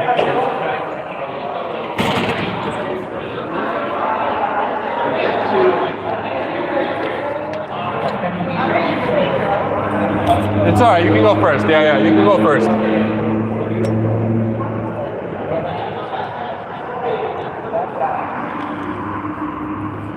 I just figured I'd update your chat. Audit wanted to talk to them privately. Also, here he is. He's actually here. Audit wanted to talk to them privately, and so I will let her have her turn. I don't give a shit. I want mine on fucking camera. Yeah. Because I'm tired of this shit. Yeah, you know what? All the different approaches are all effective. 100%. You need all of them. Yeah. At all times. I don't care what people say. Stop this or that. No, you need all of them at every time. Yeah. And so We need her to be able to do that privately. We need to be able to do it with the camera. we need to do it loudly, we need to do it quietly. Yes. And so All of it. that together works perfect, perfect symbiotic like relationship. Absolutely, 100%. Yeah. And yeah.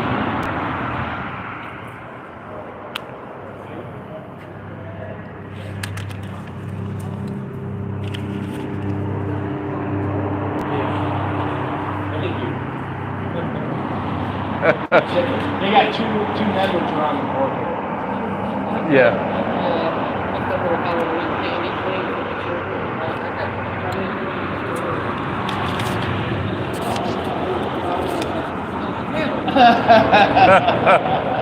Have a great day. Thank you.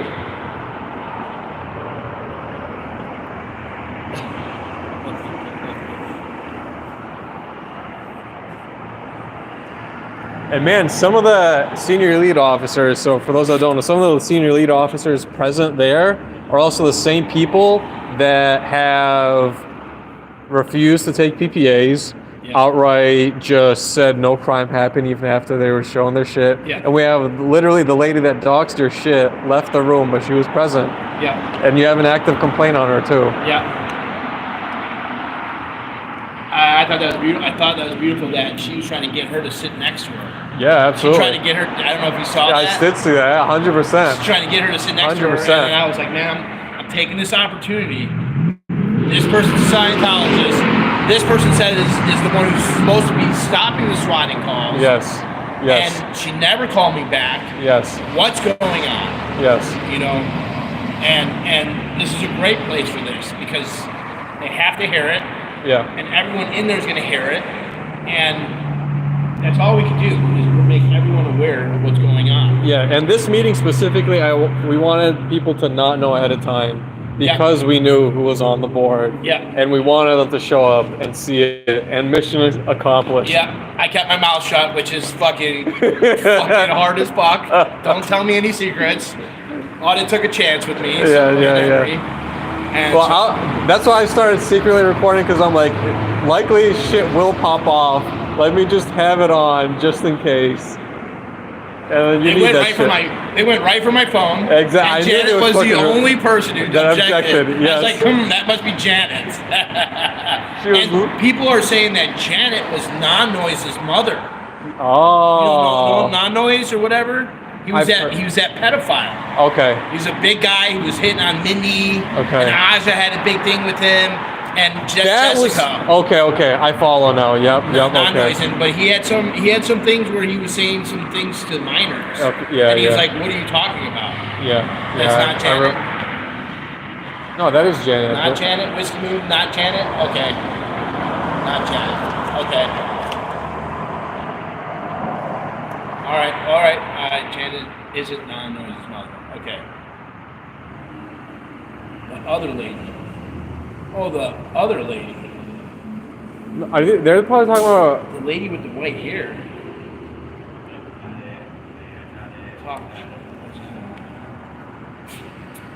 Oh, the one who said that about the protesters? Are they talking about the one lady that said stop harassing the Scientology protesters? Oh. No, she's legit. That's not Janet. People think that's No, Scientology. not that, but that was Non-Noise's mom. Oh, interesting. That I didn't know. That I didn't know. Oh, interesting.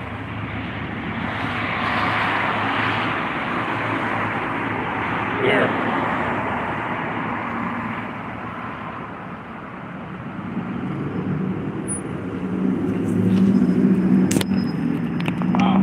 The world that's allegedly spins. Yeah. Hold this. I'm gonna leave this here. I'm gonna go talk to Audit. What's up, chat? Make sure if you got an opportunity, we're really looking to raise funds for Henry. I'm gonna post it in my thing right now.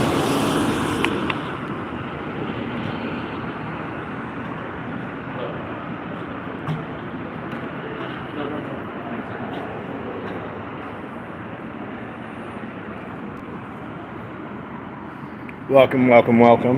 Or hi.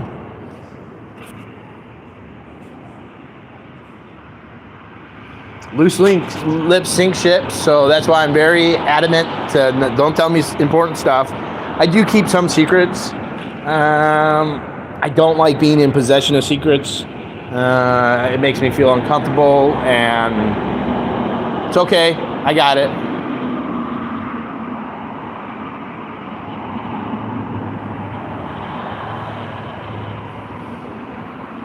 Oh, there's Chi. Chi's got it covered. Cool. RO number 24 STRO 03892. Way to keep a secret. No, that was awesome. It was too good. I mean, that type of shit, I could keep a secret. Like, if it's not like long term, if you're talking a couple days, tell me like 2 days ahead of time, a day ahead of time, I could keep the secret for 2 days. I don't want to be in possession of secrets for multiple days. So. Janet, I'm sure Janet was not feeling good. Yeah, a couple of those officers, when they took your phones, yeah, I was live. And at, yeah, I was live. The great thing is, I didn't make the SWAT calls. Confident of that. I'm good with that. I'm about to go talk to the captain. Okay. The captain? Yeah, the bald dude that was sitting at the forefront. Yeah. That's the captain, the white dude. Yeah. Yeah. Next time I'm going to ask about my phones and the return of my property. I was going to ask that on your behalf, just because. You know, but it's cool. You attack one little. The thing is, you make one issue, and you hammer that issue. Yeah, I agree. When you make multiple issues, they're going to thoroughly entertain the least important issue. And scratch off the most important. issue. Absolutely. And so when like you're doing that type of shit, sticking to one point and hammering it through is super effective. So the one specific I really want to stay on then is the May 5th incident of Wendell Carter, I believe is his last name, the Scientologist that committed the indecent exposure, and the fact that a Northeast officer showed up and did not find any violation. And they were just talking about someone defecating on the path. So I'll stick with that one then. I'll go. I'll stick with that one. And two, someone today said that Wendell's name was on the name change for L. Ron Hubbard Way. Interesting. Yeah, I'll go talk to him.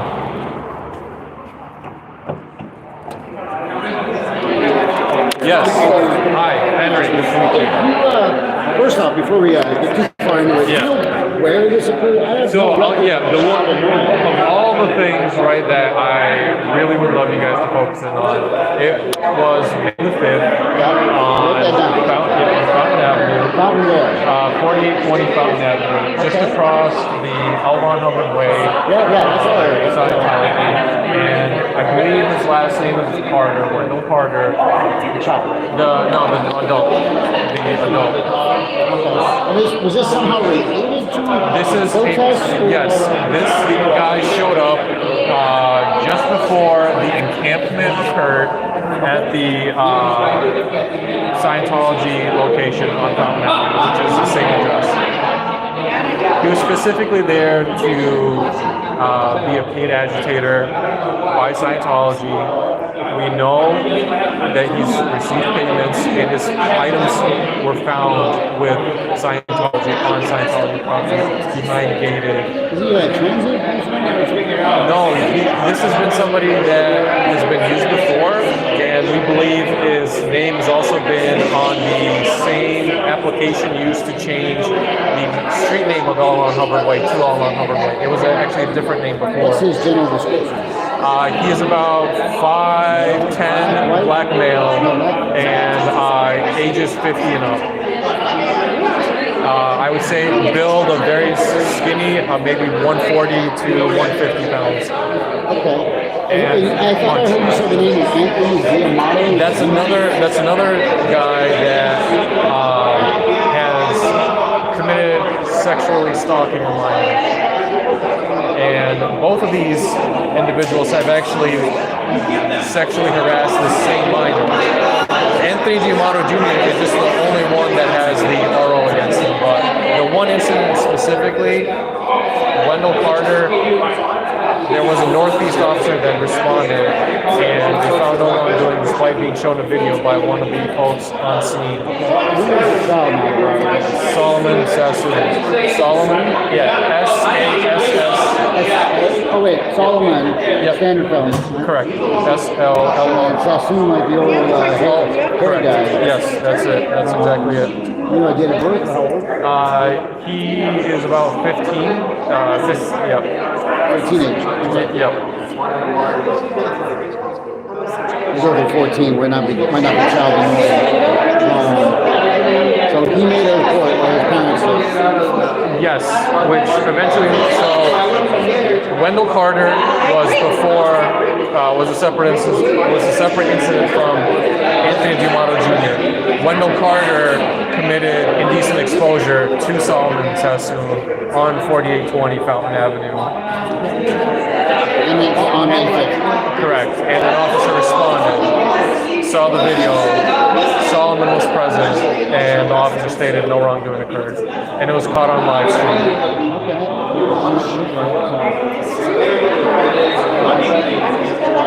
And if you have our contact number? Yes, so it is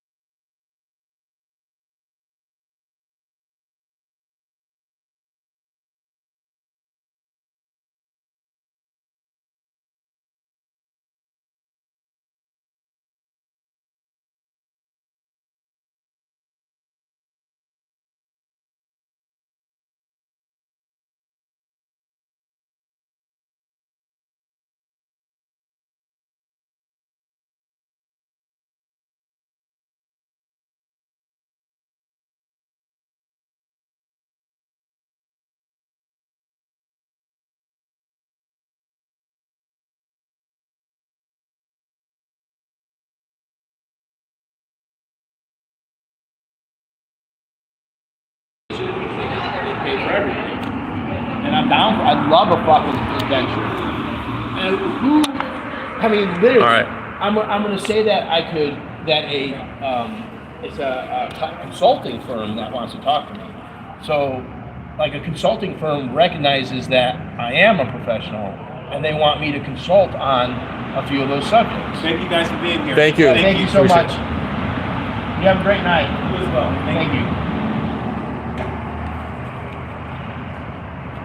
I'll tell you what, I felt as though I handled the phone thing pretty good right away. That was right on point. Yeah. I knew that because I wasn't in a state of mind, I was like, I'll just fucking open it and make a point at the floor. I'm not ready to just go through this shit right now. Well, Fuck you it. know what? There's days where I don't want to do any of that, right? I don't want. I'm sitting in front of a whole crowd of people that I don't know. Give a fuck. And now I'm instantly in the spotlight, and he's like, I'm filming. Like, obviously I'm filming. Like, fucking duh.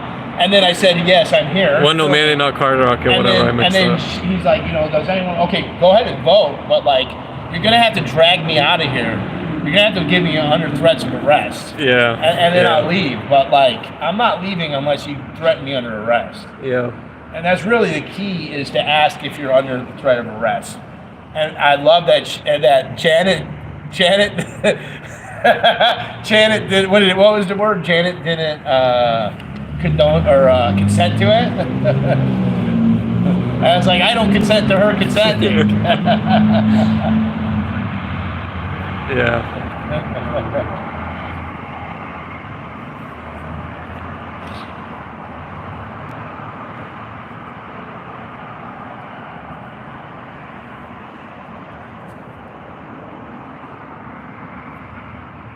People are saying, Wendell Manning, my bad, y'all. What do you want from me, man?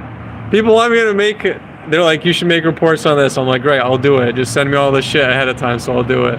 It's hard, man. I got all these fucking other names. What people don't understand is that the names, the ages, the times, the dates, when you're in it, you have a bunch of cops that haven't really been on your side. There's so much nervousness that comes into that. You're in the den of the vipers. Yeah, I literally had to go through the entire stream of May 5th to make sure. Earlier, before I was sitting in the car, and I was like, I gotta make sure, is this it? I found it. I was like, this is it. All right. And I found the clip. I found the date, time, and everything. It's hard to pick what's important, especially at that time. Yeah. Too. As long as he knows the fucking date and that a Northeast officer responded, that's it. All right. That's it. He can figure it the fuck out. And he's got my personal contact, and I've got his direct number, so. I bet you $1 million Janet got escorted out the side. Oh, I bet, yeah. She was expecting that I'd go talk to her. She came right to the front door as I was waiting to talk to the captain, and then just kind of looked at me, and I just completely turned my head around. Yeah, I'm like, I'm not going to have a confrontation with you. I'm telling you, she left from some other door. She's not going to come through the front. 100% guarantee she's not going to come through the front. She either went through a car and is being escorted out, or she's going to wait till like 9, 10 o'clock to get her ass out of here.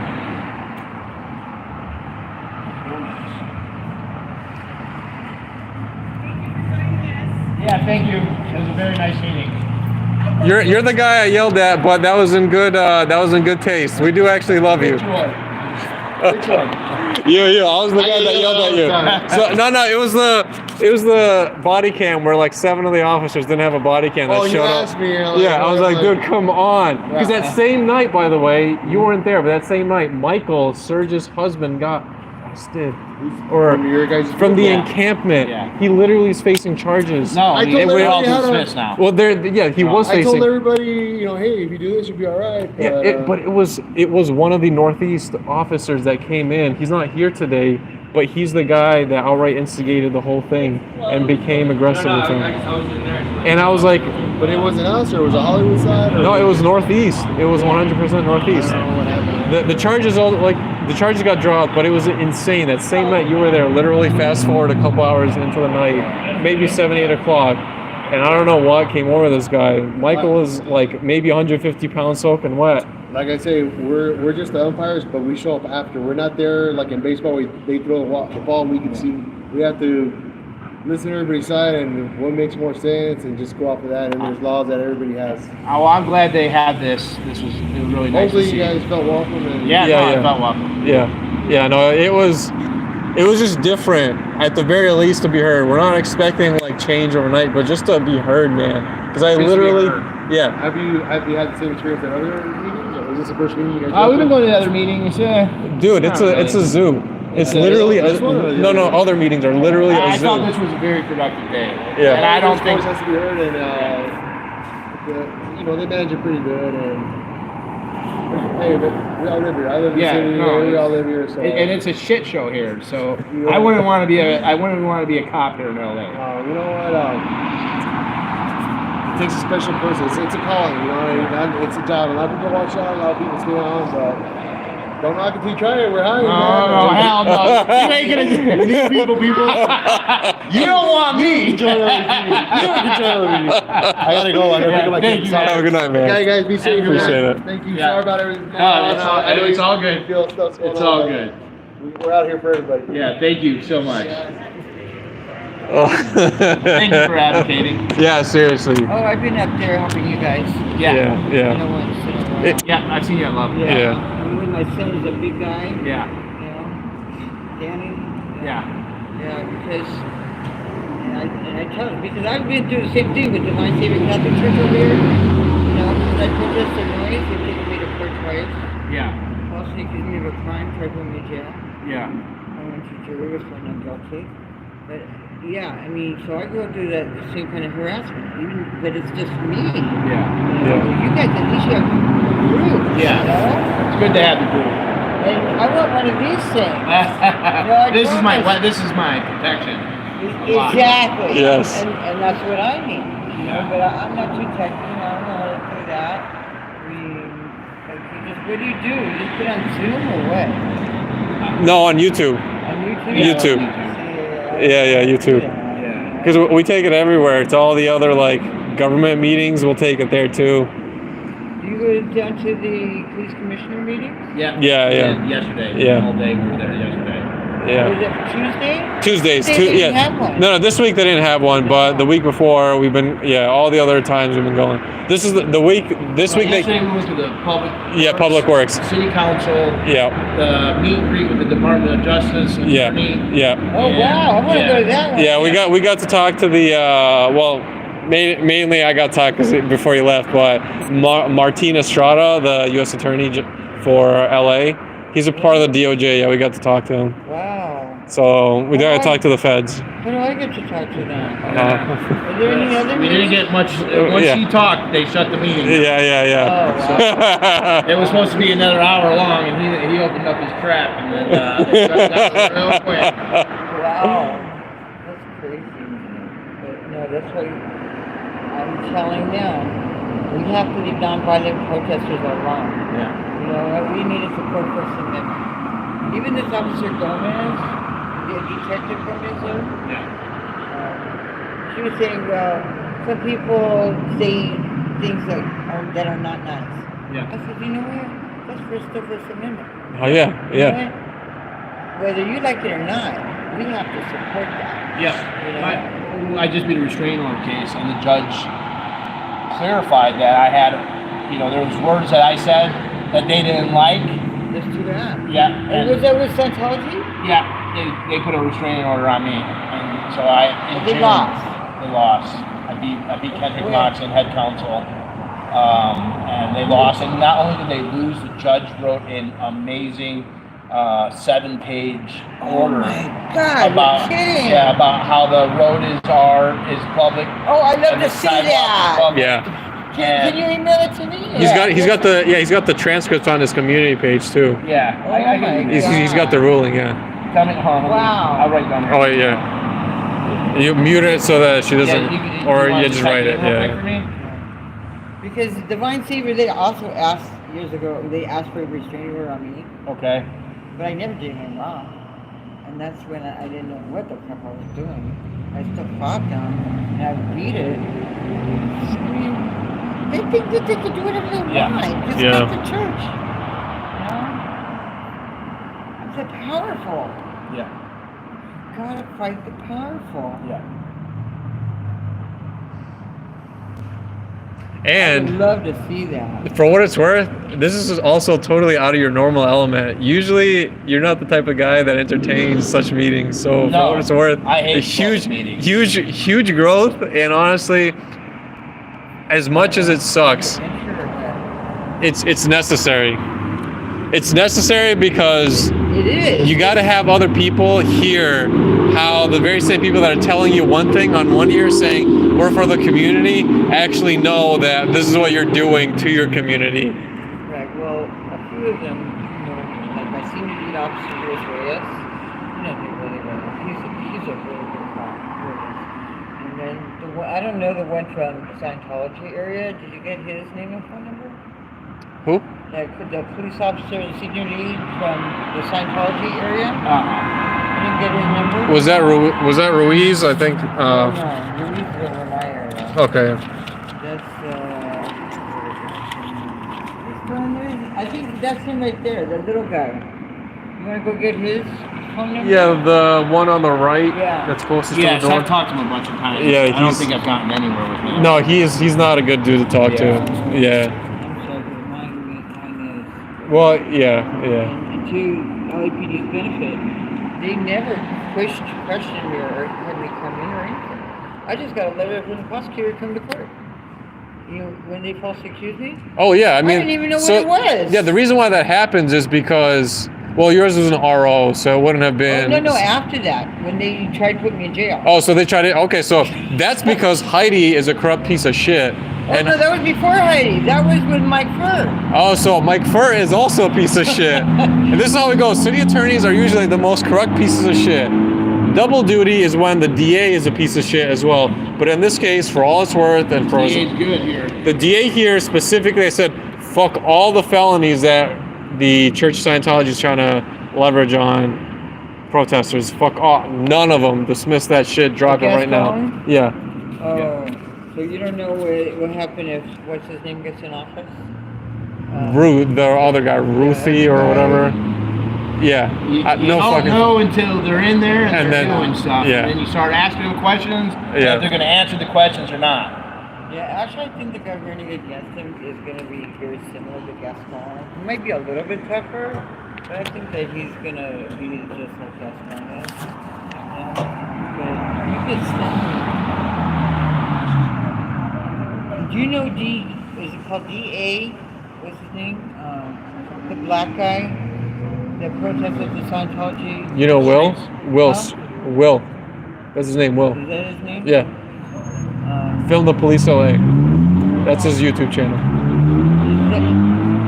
Is that the one that they tried to, they took him to court with somebody? Oh, several times, yeah. Did he lose on that last case? Thank you. So you guys remember, it says 14, it said November 14, but it's actually which is 21st. Okay. 21st, yeah. Thank you so much. Appreciate it. Okay. Well, let him know what. He just went to court a couple months ago. Will? I would say thank you. Yeah, Will won a. Why are they being so nice? It's because it's PR, that's why. They can go fucking eat a Yeah, it's PR. They fucking know. Yeah. They know that they're being launched. Yeah. And that it's not just that. Here's specifically how they're being launched, right? I know this.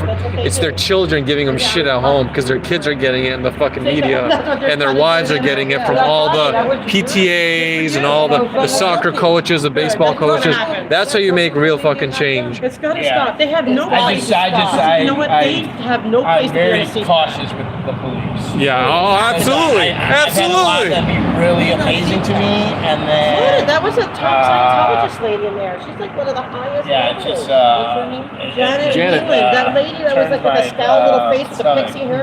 Black hair, black She's jacket right, like she 2 had people on, away from you. red lipstick. Janet, Weiland. She is top OSA. She pretends she's a minister. Yeah. She's not a minister. She's literally one. So can you tell chat exactly who Janet is? Janet Weiland. I call her Janet from another planet. She pretends she's a minister, but she is not. She is high-level OSA. And I guarantee you she has direct access to the little guy. Yeah. I guarantee it. And I guarantee she's behind a lot of the shenanigans Yeah. going on. Did you see her trying to get Gomez to sit next to her? Yes, and I saw her going to the captain or whatever. I saw her take our pictures, and I saw her texting. Oh, she's not an officer. Oh, no. Oh, She's yeah. a high-level Scientologist operator. And the guy sitting next to her too, right? No, that was Colton. Yeah. He is on the East Hollywood Neighborhood Council. But I was a little disappointed and surprised to see him sitting next to her. I want to know why. But no, he was always a good guy. He was always. Who's the other person who's on this committee? Parker Osmond. I did not see him tonight. Parker is the guy that mans the video camera systems. Yes, I did not see him tonight. Osmond. Yes. Okay. But he's on here too. Okay. But I didn't see him tonight. Okay. But I just had a long conversation. They're going to, with them. I told them a lot, but I had to talk some personal stuff that I didn't want to. Yeah, it's all good. What's going on? But I told him basically that they need to leave you alone and you alone. That way you didn't do nothing wrong, and that some people might not like, you get loud or whatever, and you get told. But I said he's not committing any crimes. It's not a crime to be loud. It's not a crime to whatever. And that for them to escalate the calls to where they come with guns drawn, I said, hey, they gotta stop. I said, for your own officer, if you don't care about us, care about your own officers, because you're going to do that to the wrong person. They're going to do it to the wrong person. It won't be any of us. Yeah. I said, he's peaceful. And I said, his girlfriend grew up in this cult. And I said, he is just protecting his girlfriend. I said, that's why all of us here. I said, grown-ups want to be Scientologists, go be Scientologists. We're only here for the children. And we want to be heard about that. And he's like, so they were like, they were interested. I'm sorry, I'm really passionate. I was like really pissed off. And I'm really pissed off. And so we talked about a lot of different things. But I basically said that the violence has to stop. It has to stop. They got to stop believing these, calls. And I told him the same thing that Detective Gomez did. Right. And I told her, when I came in to file a police report on my false accuser, they wouldn't let me. And I finally did it one night. It was after the deadline that passed. But you know what? They're hearing it now, and she ran with the. She was upset. She was pissed. Do you think she left through another room? No, she's talking to the captain right now. They told So me. she's still in there. They told me, and I heard her crying. I heard her crying in there. I could hear her crying. Right. She's getting outed right now. I mean, she's scared. She's scared. Yeah. She sees all of us here. She knows that we're not afraid. Well, she doesn't know how we know. See, this stuff's very private, and even they were wondering how I know about this stuff. Yeah, and they'll never find out. They'll never find out, ever. I know. Ever. Tell me. Yeah, definitely. The funny, I was telling people. I know about CPAB. I know the city stuff. I know. This is how this dude. Before I finished making the payment, which I'm still thankful for all the donations on the list, but literally before I finished making the payment, he's talking about it in his live. I'm like, at least let me show you the receipt. Let me make the receipt. But hey, man, I keep telling everybody, don't tell me your fucking secrets. Right. And so it's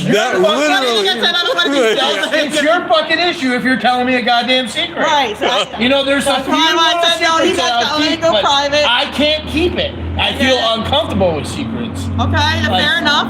But if you like something like this, like mission-wise, tactical, Right. I'm not gonna. Well, no, it's no big secret. I've been a community. This is my town. I've been a community advocate for years.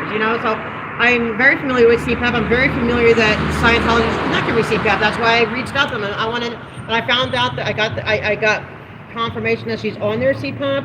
That's why we're here tonight. If there was no sign, but I knew there would be. I knew I'd find them. They're on all of them, and I knew I'd find her. And Yo! Hey! we got a fan. How do I connect with you and you click on YouTube. Well, I have an email. You can audit.in.la@gmail.com. But I just had it out. They were nice because I'm like, I go in like I try to be I try to build relationships. I'm not trying to be there to. I want to build because I said whatever they safe point. I said they have a relationship with you for years. You just met me. So I'm like, that's not fair that they have that advantage. I want the chance to build my own relationship with you guys. Absolutely. Well, to counteract. It's proximity and consistency. Keep showing up. People know you. They might not like you, but that's fine. That's how that relationship builds. Yes. And they've been a an advantage because no one's been calling it out. Right. She was so uneasy. Oh yeah, she was She was upset. so uneasy. She had 4 people, and that's why you were the surprise. Like she was like the, and it has to happen. That's what we have to do. But I don't want. And I told her, I said, I don't know what type are you doing and everything. And it's like I'm not anti-cop, but I'm not. I don't like it when you guys do wrong, and this is wrong. I'm like, but you guys need to learn. I said, I don't know why. She has a seat at the table when they're breaking the law. With the planters, with everything. Why do they have a seat at the table? They go there, they see those planters. You know why? Because they go through that program. There's an 8-week program that you go Oh, I once a know. month and you go to the program. That's how you get on the board. You don't even have to do that to get on the board. You just have to go through a background. You have to get slow I've to. done all that. Yeah, I mean. Yeah. But the thing is, I was like, they don't deserve a seat at the board until if they're breaking the law. And so. Deb says Janet was in the same Navy picture of the Sea Org back with David Miscavige. She is David Miscavige's right-hand woman. Yes, I guarantee you that's who she was texting. I guarantee she was 100%. texting David. Hey, David. She's that important, huh? Yeah, she's top. Who's top? But she fakes it as a minister, that she's a minister. .in. @gmail.com. All right, I'm running. I'm gonna be in court tomorrow. Is Superior Court? Restraining order, civil. It's the guy not Bon Jovi. You were against him? Not Bon Jovi. What's the fucking? Oh, the dude with the. The dude who threw the cigarette. The lady who threw the cigarette. Oh. That's tomorrow at 8:30. Willem, Billy Idol's son. Yes. Oh my God. Please tell me how that goes. Yeah, I'm gonna stream it. So I can't wait. I always think it was you playing good cop. Is it the same Superior Court It's that songs? gonna be in the restraining order I told him not to get division. mad. It'll be 111 Hill Street. Hill Street, 111 Hill Street. I gotta go grab the plus. But it's not against you though. No, it's a different. They're affiliated with Scientology. Yeah. Oh. Through Law About. Huh? She's family. See you on it. She's Bon Jovi's or Billy Idol's son is family friends with Francois Coster, the owner of La Poubelle. Do you know where courtroom it is? It's on the 3rd floor. I think it's probably 35. Third floor. If you take a look at the roster names, it's usually like the middle courtroom. Yeah, Willem. She's gonna be there? The lady that was here? No. Different guy. Yeah. But I work nearby. Billy Idol's son's gonna be there for a restraining order case. He smashed his girlfriend's hand in the door and was doing like revenge porn. Posting some intimate stuff. All right, I'm out of here. You guys are on YouTube though? Yeah. You can just go if you just search for DOA, you'll find the rest of us. I'm DOA, and I sent you an email. You are DOA? Yeah. Oh. Yeah. Well, I've heard a lot about you. I met you. Yeah? I met you Over at there? La Poubelle. Oh, okay. You came to La Poubelle. Oh.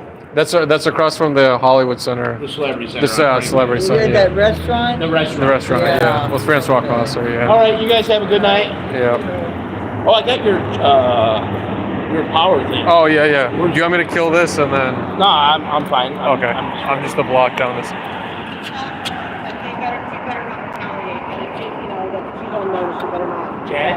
Yeah, so they said they will tell her that she better not retaliate against us. Yeah. I said we all would kill her. Janet never came out. Yeah, no, she's not. She's not. Love that though. Yeah. Lights.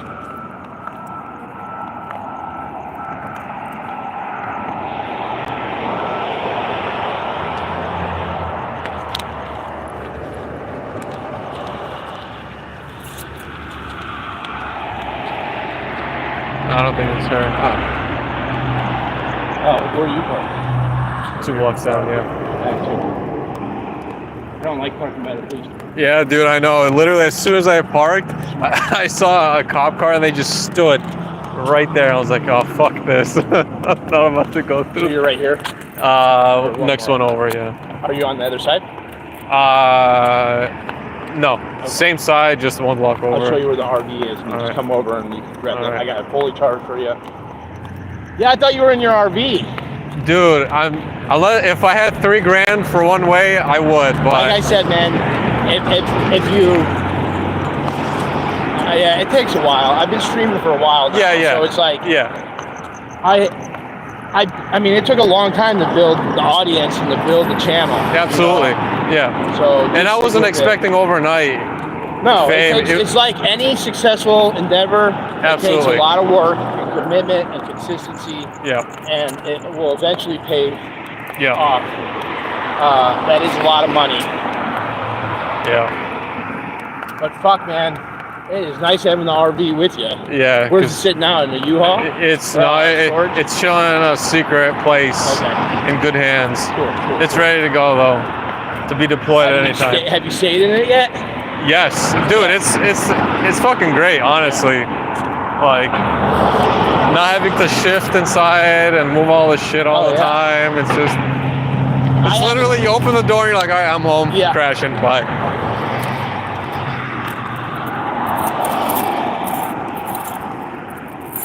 Did you hear that Jennifer? Did you hear about Jennifer? Jennifer's passing out flyers. Yeah, I saw. Yeah. Well, I didn't see, but over right by Kaiser. Yeah. That's fucking hilarious. Yeah, she got Janet was probably. I didn't realize Janet was such a high up. Yeah, dude, she's. Safe point in the fucking LAPD, of course. Absolutely. You know that's who you have.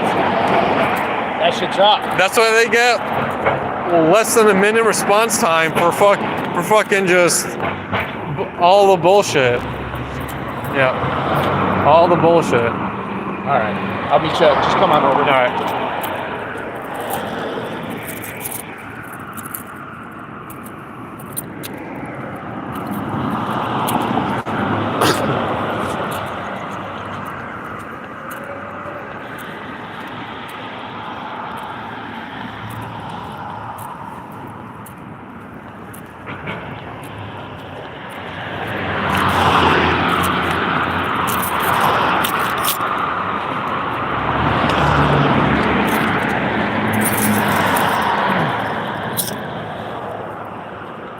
All the bullshit. She definitely crapped her pants though. I could see it. I could see it in her face. She crapped her pants. She's like, how did they find out exactly where and when this was being held?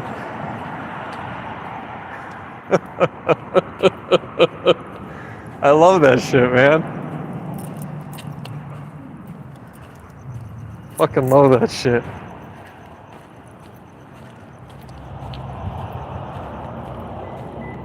And I'm glad that we had the whole crew, because that's the pain in the ass. When you don't have everybody, it's really easy not only to single people out, but just the personalities don't work as well as they do when in unison. So when you have 3 of those personalities come together like that, it's just magic in the making, you know?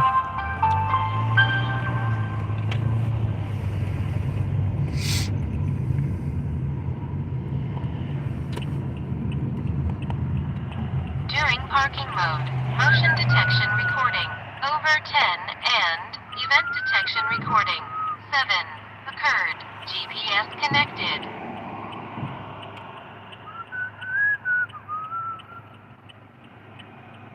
Continuous recording will now start.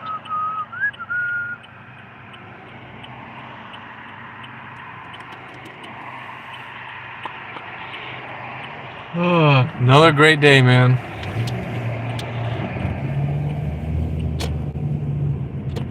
Another great day.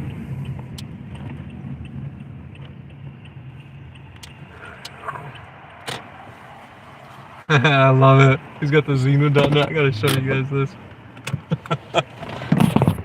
Hold up. Look at this shit. Coming together. Fuck yeah. You see the side? Let's see. Oh, nice. Let's see. Nice. for tomorrow, I can bring flyers. Let me show you the flyers I got.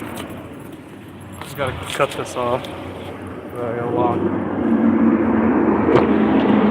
Rented the car, drove here? No, this is mine. Oh, this is yours? Yeah. What, the back seat? Yeah. So the printer, I told you, that printer, if you want, I can give it to you, and you guys can print with it at home if you want to print extra shit. It's like a... It's a color laser printer. Oh, okay. I got shitloads of paper. I don't know if you want it with you or not.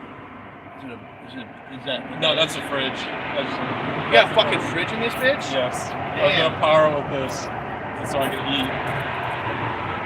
Damn. I'll show it to you just so you can see it.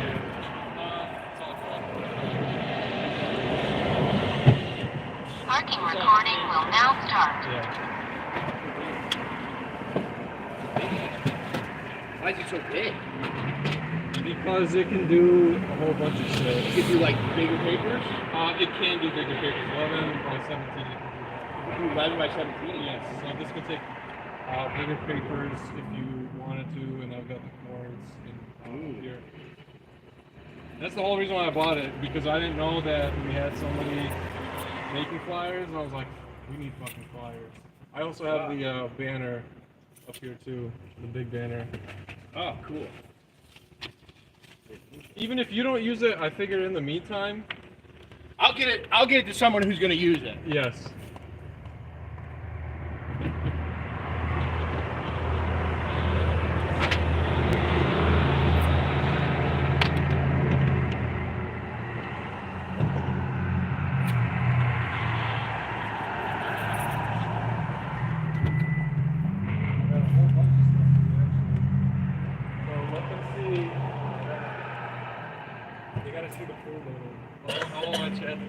Get your chat in to see the chat. Can they come see this? Yeah.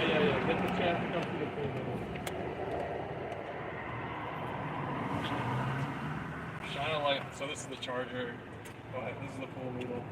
Oh, this fucker! Wait, what the fuck is this? This motherfucker!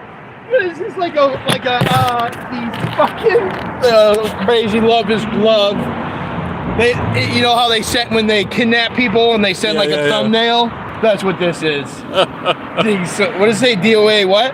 Motherfucker? Yeah, DOAMF. You fucking motherfuckers. They sliced it off a little thing of my poor pool noodle. That's fucking funny. Little ransom. That little fucking shit. I can't say that about little kids, can I? And this is the charger for Laura that she forgot. Oh, okay. Yeah, that's big. Yes, yeah. Thank you. Laura gets back her charger. Nice. And then, let's see.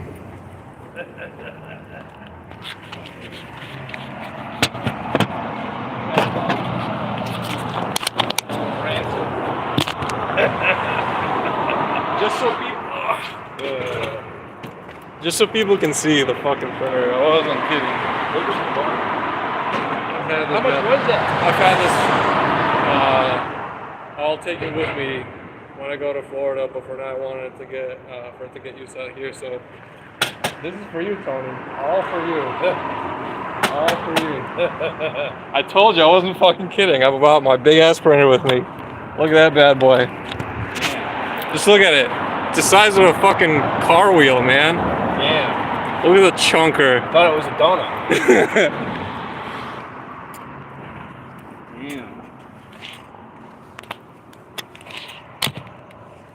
Alright, and then I've got the banner.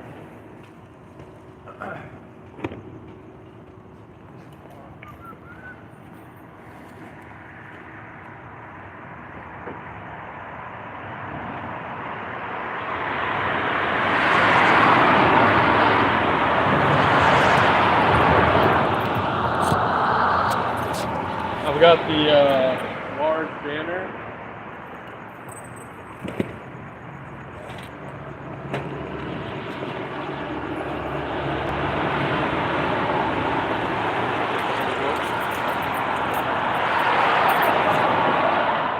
Is it upside down? Yeah.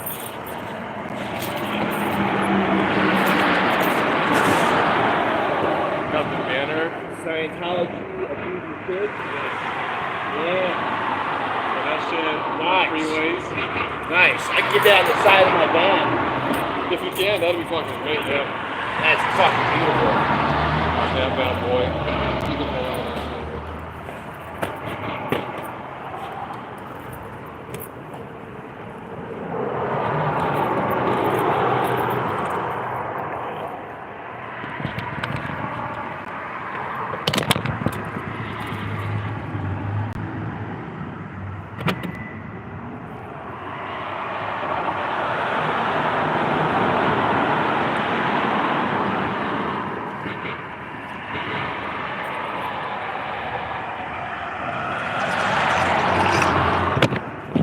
I've got to get you the power cord for the printer and let me get that door open.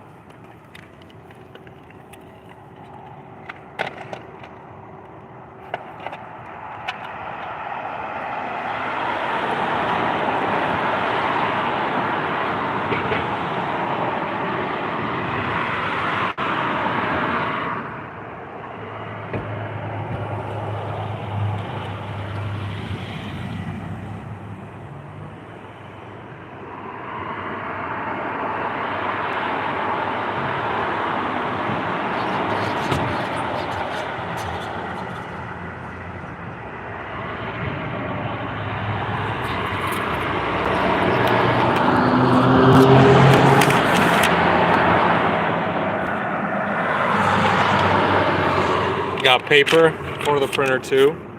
So all that. So this guy. I got some extra paper, reams of paper for you too. Okay. All of it. All the cables and the power.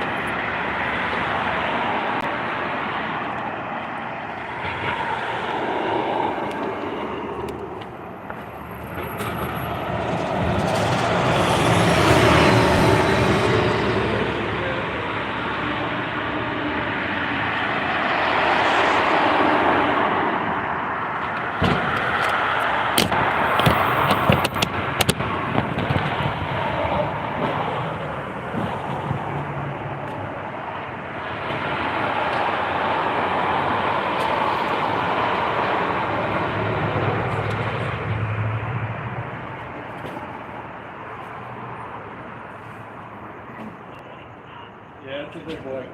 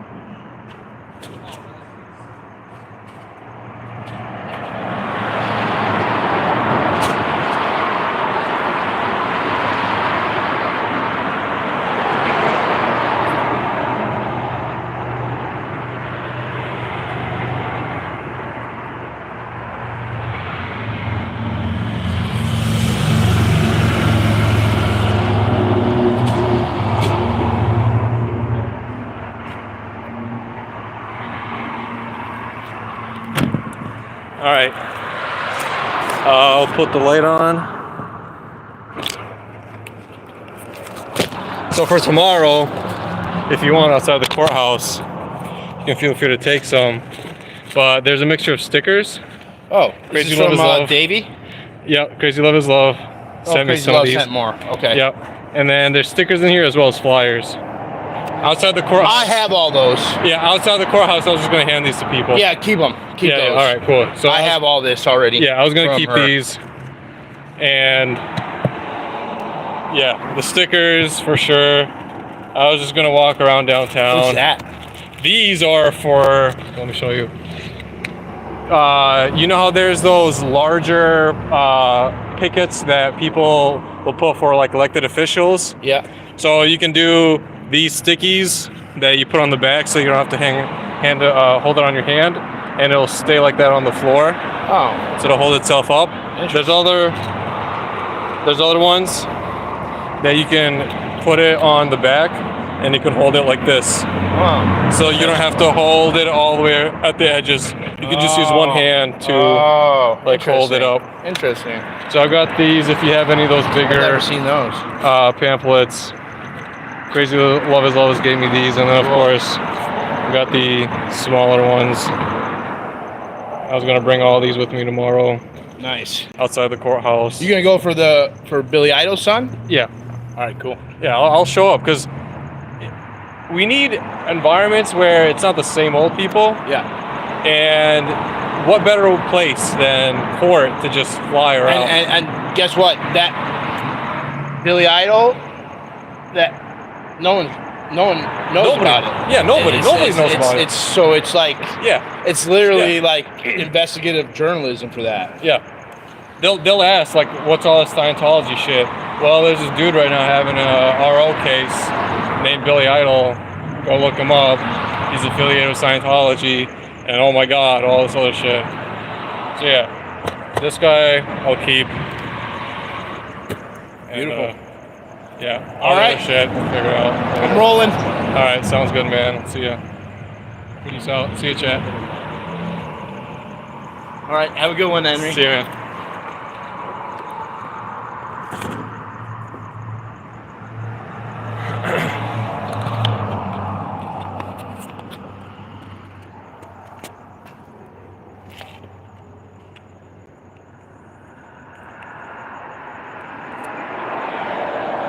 All right, I think that's all I got for you guys.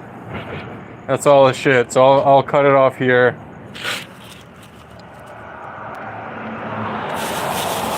And yeah.